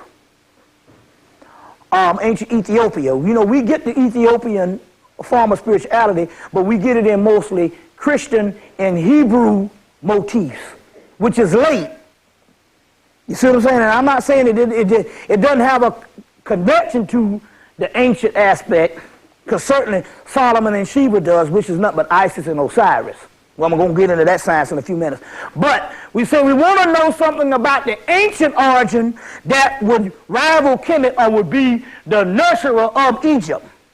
And lo and behold, there's a series that comes on TV on National Geographic called Taboo. And it comes on, you can check your listings or whenever, and they go through stuff around the world. And they ended up talking about a group or order or priesthood, a real primitive priesthood. Primal is not necessarily negative or lesser, but this priesthood is ancient and it's stripped down to its primal essence, which means the elaborate system is gone, but they still have their whatever rituals they do. And in this particular priesthood, they got this woman who channels this god called A.R., and which I thought Seti. Now that could be a form of Aset. That could also be a form of the ancient primordial god of all time, Sut or Set, which was before it was degraded to the enemy in dynastic Egypt. It was the god of the pre-dynastic Egyptians. And I said, my goodness. And although it came through her as a male, ultimately they're talking about, when they talk about primal, it's female as well, and this woman channels this god, Seti, which is interesting because I said, here it is, thousands of years later. I'm watching the National Geographic, and in here they have reconnected this ancient pre-dynastic Egyptian god in another form, Seti. So this is one also that you can use, and the name of the spiritual system is called Arecha, A-R-E-C-H-A. And this is one of the oldest forms of God on the planet. And this entity still lives. And this woman channels this Seti for healing and stuff. So we want to get into these particular ones that work. The reason why I say that, because when you're dealing with magic, the ones that are known as a national or an international system of worship are the ones that's now become weak. You see what I'm saying? So the gods of light are leftover residue are now dead. And the gods of darkness, because they have not been worshipped based on, number one, too old for the people that's on the earth to remember. Number two, steeped in some type of mythology of fear. Steeped in some type of mythology of fear that you don't want to worship them or you don't want to call on them because you're scared. Or number three, some new entity that is nothing but a rebirth of the ancient God has come back. These are the ones that's now working. So these are the ones that's now working. So Isis and Osiris, Aset and Osiris could also be a generic name now. So this God Seti, because it's not been used, that means the energy is contained. So we always want to get certain energies, especially ones that come through a channel. Like this one came the other month. This came in September. This come in September. That's my A. I write the A that's in the book, you know. So This one came in September. Y'all all right? Sir Anubis, which is a form of Osiris and Anubis, or Sir Anubis. And it's also a form of Zarabanda, which is, as you know, Zarabanda is a form of the Congo rites. But this Sir Anubis is a form, this is Anubis, so you want to gravitate towards these ones that are not used, because as a result, a bit of my research and a bit of what has happened to me is, since 2001, I've been a part of a system that's alive and well, but it's not a system that is a known mythological system that's in these texts. It's a system of about 50 gods and goddesses, which I am getting ready to I'm getting ready to chronicle them within the next couple of weeks and draw veves. Now this is a veve, as you know, a veve, y'all all right? To give you some, a veve is a sigil or a symbol or a signature of the god and goddess. This is one that came, which is a Congo form of Horus, Osiris connection, and Shiva, a Congo form called Kakumbo that came back in 2001, and this is his veve, which is his signature. So I had to go in and study the symbology enough to write a signature or produce a signature. It helped that I'm trained in art, and produce a veve or a signature that would be conducive to Kakumbo. You see what I'm saying? And he's like a Shiva or Dionysian figure. His phallus is key. So right there you can see the symbolic aspect of the wee-wee or whatever. So I'm getting ready to produce a whole line of a whole pantheon of these entities. Like I said before, that has come back through several. They come back through me in the aspect of me breaking through. But the word that brought them back was a group of females from around the country: Chicago, Los Angeles, Atlanta, around the country, that brought some of these particular entities back. You see what I'm saying? So, so I'm going to do the particular baby, but here is one Sir Anubis, which is a form of Osiris, Anubis. You see what I'm saying? This to show you how in so many words, how the system is actually working. Now, this is very interesting. I'll go into some other stuff in a few minutes, some other things in a few minutes to try to understand something, so that you can understand something. This book, The Passion of Isis and Osiris, was a $30 book. It's like $19 now. By Gene Houston. Gene Houston used to be the astrologer for Hillary Clinton. She died now. She was the wife of Robert Masters, who wrote the book The Goddess Sekhmet, which happens to be back in print. Which is very interesting, because in the back of this book, in the appendix, she has a section on the day festivals of the Egyptian festivals of days. So in so many words, she has these particular ones, like, take for instance, let's look up, what's the day, the 8th? So we'll look up October the 7th, Festival Day of Maat. Now remember now, anytime there's a day, these things overlap at least 3 days, 3 to 7 days. So that's going on. There's no October the 8th, but we know if it's 2 or 3 days, the Festival Day of Maat, October the 7th. October 9th. Ra judges the dispute between Set and Horus. That's tomorrow. October 10th, Isis goes forth, which is setting. It's also the Day of the Dead on Sunday. But also, Isis, Set goes forth.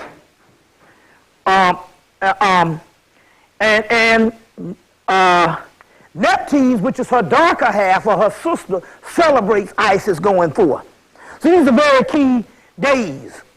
You see what I'm saying? But in this particular book, they have all these days, but remember now, there might be one day that they don't have. You just look at the day before, because it's the same energy, because these days overlap. You see what I'm saying? These days overlap. So I just wanted to show you this type of information based on that type of aspect. Another tarot deck, because what we want to celebrate now is this. America is the home or the birth of the gods, or the Americas, or the entire Western Hemisphere, because we can't omit the Caribbean aspect, because they went through the whole milling process of slavery. So this whole entire Western Hemisphere, which they say the son of the man in the West, in a consortium of America and the Americas and the Caribbean, even on into South America, even on into Canada, is very key in the particular aspect of this new vision that the United States so-called quote-unquote founded fathers or these Masonic societies talk about this new world. That was not a white European invention. That was a Moorish and Egyptian invention. The white people just carried it forth after being set up by the Moors. Or the Moors actually carried this thing forward. But it's a Moorish vision of a new land and a new people. And we are those particular new people. One of the decks, tarot decks, that encapsulates that is the Voodoo New Orleans Voodoo Tarot deck. So if there's a deck that encapsulates, number one, the Caribbean, America, and ancient primordial African system, it would be that New Orleans Voodoo deck. That's the one you need to get. It's about $40. It's still, let's see who. New Orleans, it's called the New Orleans Voodoo Tarot deck. By Louis Martini, M-A-R-T-I-N-I-E, and Sally, S-A-L-L-I-E, and Glassman, G-L-A-S-S-M-A-N. That's the one you need to get. There's things that's in that deck right now that's happening as far as the energy to read. That's one of the decks you need to get, the New Orleans Voodoo Tarot deck.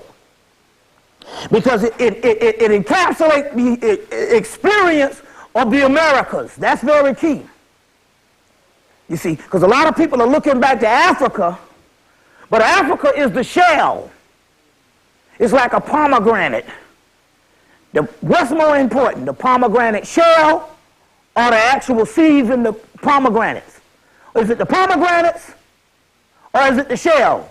It's the pomegranates that's more important, not the shell. Now the shell is connected to the pomegranates, but we too often romanticize the whole concept of Africa so much until we don't understand that there's a procession and a progression that's connected, and this realm of the West that they talk about in the Book of the Dead, the Westerner, Winifred, Osiris, which means the Westerner. Osiris is called the Great Westerner. This is the key. That's why the shit is going down here and not on the continent. You see what I'm saying? So you got to understand the flow of energy of the planet. The flow of energy in the planet is here, and the activity that is going on that is running the planet is this homeland security, is America and Europe in relationship to America, because they have isolated the Messianic people. And the Caribbean is connected because hell, the Caribbean live in America. So it's all connected. The Messianic people. Huh? AIDS, well, it's interesting here. It's a good question. They're running scared. They're running scared. A part of it, spiritually, is a decoy, but let me explain what's really going on about the AIDS in Africa. The AIDS in Africa is a part of a vision of the Illuminati and their retreat from the lands that they think are unsafe, which is explained to you in the last movie that came out this summer, The Day After Tomorrow, as well as it's coming from Richard Noon's book, Ice, the Ultimate Disaster, which is also mentioned in the movie The Omen 2. Damien Omen 2, 1978, which Richard Noon, which is a big-time Mason, gives the outcome of what the Masons want, and they say basically when all shit go down and we feel either by the weather, by spirits, or by world conquest, when we are no longer a viable force to rule, we take Africa. Because somehow they feel that the Garden of Eden will shield them from what is coming to kick them in the ass. Now we know that that's not going to happen as far as them being shielded, you see what I'm saying, or secured from an ass whipping, but this is the way they think. So as a result, they say, we need Africa for ourselves, so the best way to do it is to take the Africans and kill them off and call it AIDS. And a form of genocide, you see what I'm saying? And they slowly kill all of those particular people off. And basically so they can move into Africa and claim it as themselves, for themselves. That's what that shit is really about. Not only the raw materials, but they need to get the people off the land so that they can retreat to the land. And that's what the movie talked about The Day After Tomorrow, when they said that they wanted to thank the third world countries, so-called, for helping them survive. So that's what that's about. But the mystery to this thing here is that the only activity, like Carol Quigley tells you in America's secret, Anglo secret establishment, that the only way that the Illuminati or the powers that can be stopped, it has to be the urban black man and black woman in America. Not necessarily excluding the Caribbean, but they're talking about America because this is the center of learning. This is where all of the activity is going down. Is going down. You see what I'm saying? Now, I'm not saying that Africa is not connected, because it's one snake that bites the tail, but you got to understand where the center of activity is going on. So that's very key about that New Orleans voodoo tarot deck. Y'all all right? All right. I want to go into a couple of things right now before we go back. I want to go into a couple of things right now. Dealing with Solomon and Sheba, which is called The Inner Marriage. This is a book called Barbara Black Couture's book called Solomon and Sheba. The Inner Marriage, in this particular book here of Solomon and Sheba by Barbara Black Couture.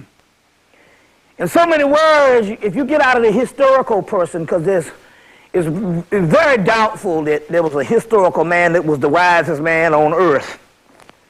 You see what I'm saying? Now, he's wiser than, you know what I'm saying? Okay, out of history of the earth, they got one man that's so-called the wisest man ever to live. You know what I'm saying? It's fucking damn Solomon.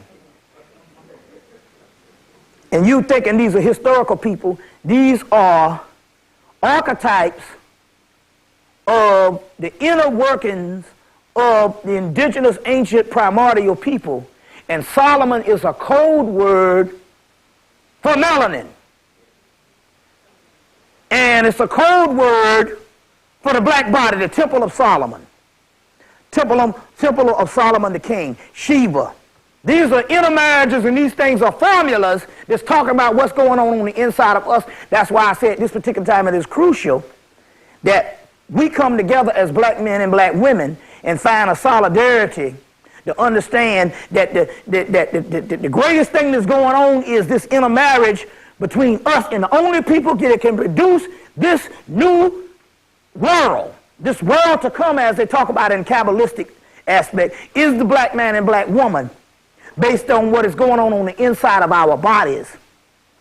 The only person can do it is us. As a matter of fact, they have all these, they got a whole celibate society of black women all over the country. And they you know, they get these black women that's all frustrated. You know what I'm saying? That's all frustrated. And I really do feel for the sisters too, because I think that every sister should have a nigga and be in love. You know what I'm saying? You know what I'm saying? Because I see a whole nother side of sisters when they're in love. You know what I'm saying? That's their number one shit. That's it. You know what I'm saying? That's the number one stuff. And so they understand this, and they got whole celibate societies. They got a whole, oh, you're celebrating your 15 year of being celibate. Is that supposed to be a celebration?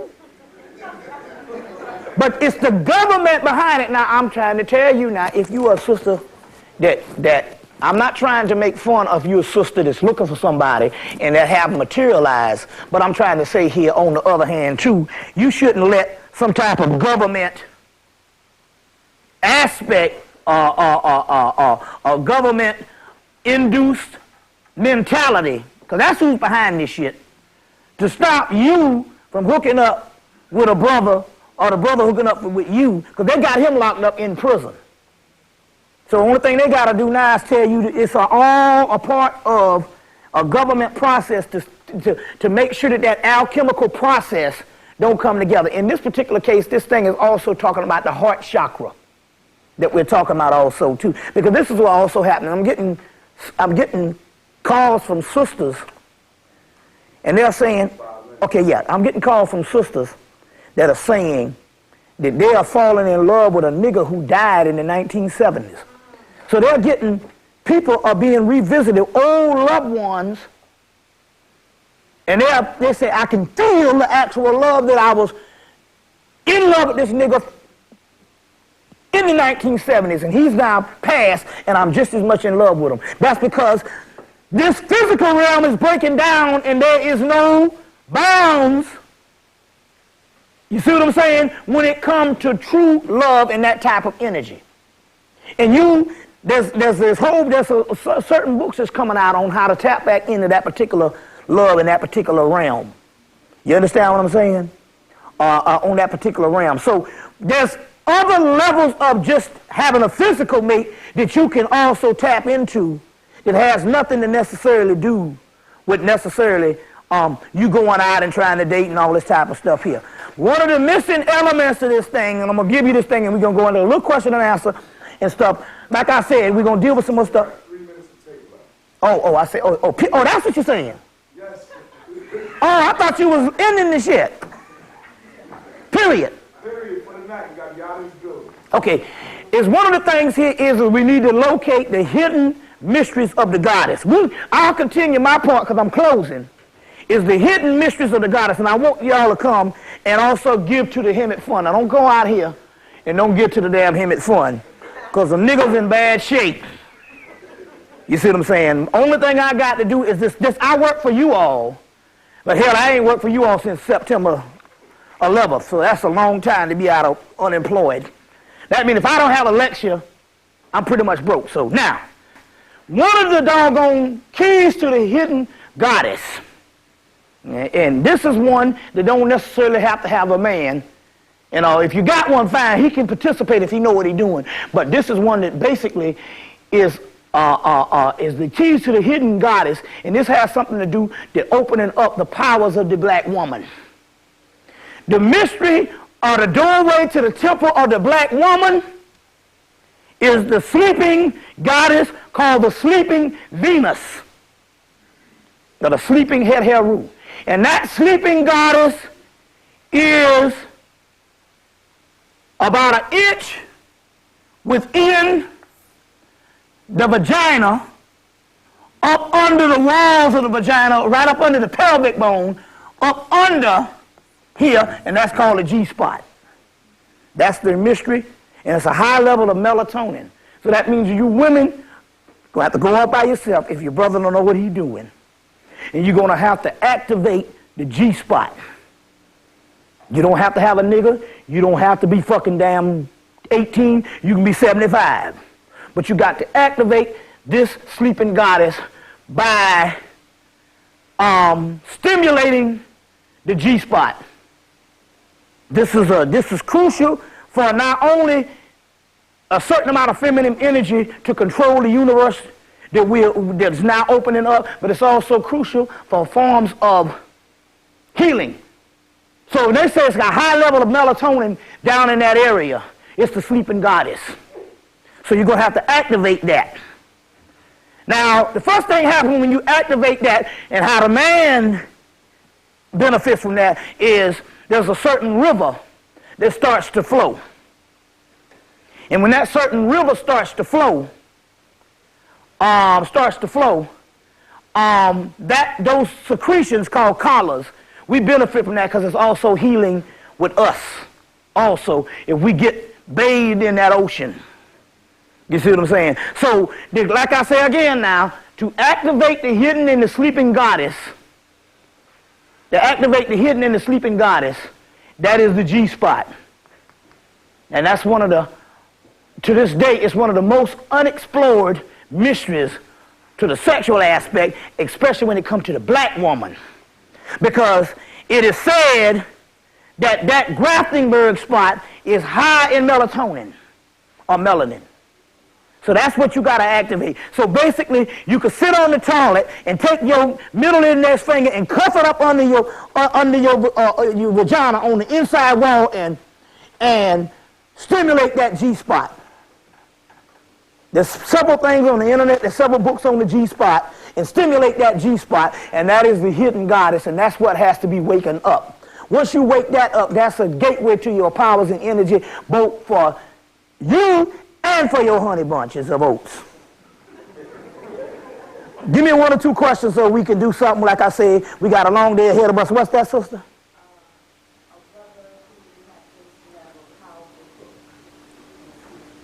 A brother happens to have a powerful book. He may not have be so well endowed or whatever, but he cooks like a seed. Right. That's right. My friend, he's like, but I said, don't even worry about it. Don't worry, yeah. Right, there you go. Have mercy. That's right. All right, now. Yeah, that's right. What's that, brother? The Congo rights? Yeah, well, just the pictographs, because I talk about it, because I went to Peter Woodward's book and copied off all the pictographs that are in that. Started writing with that, and stuff started happening. And I was just wondering, because I've always been, any place that is the graveyard for the white man, someplace I need to learn about, being the heart of darkness, so I want to know. Right, well, the only book that's produced, the book that's out now, one book is in print by Baba Raoul Canizares. Called The Book on Palo. You only need the book of the author. The Book on Palo by Baba Raoul Canizares. In that, his last, it's called The Book on Palo. And that particular book, let's see if they got his name here. And anyway, the Book on Palo, they have the Veves, in that book. That's the one that's in print. The book that's out of print is the one which is the Palo Manombe, which is the one that they want to be out of print. It's called Palo Manombe by Carlos Gardenia Montenegro. That's good. Now, y'all see how the sister just put something in there and stuff? See that? Now, all y'all got to do is repeat that process, and we can get somewhere.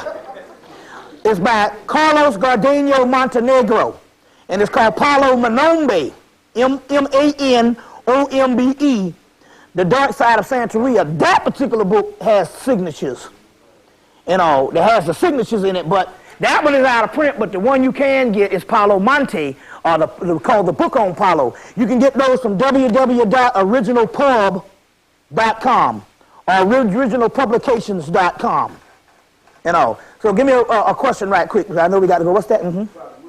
What entities this came down? No, I got 50 of them. I just, I'll give out some as they go on. Also, for the people that's interested, I'm also doing readings on the 777 tomorrow. I'm trying to get into them.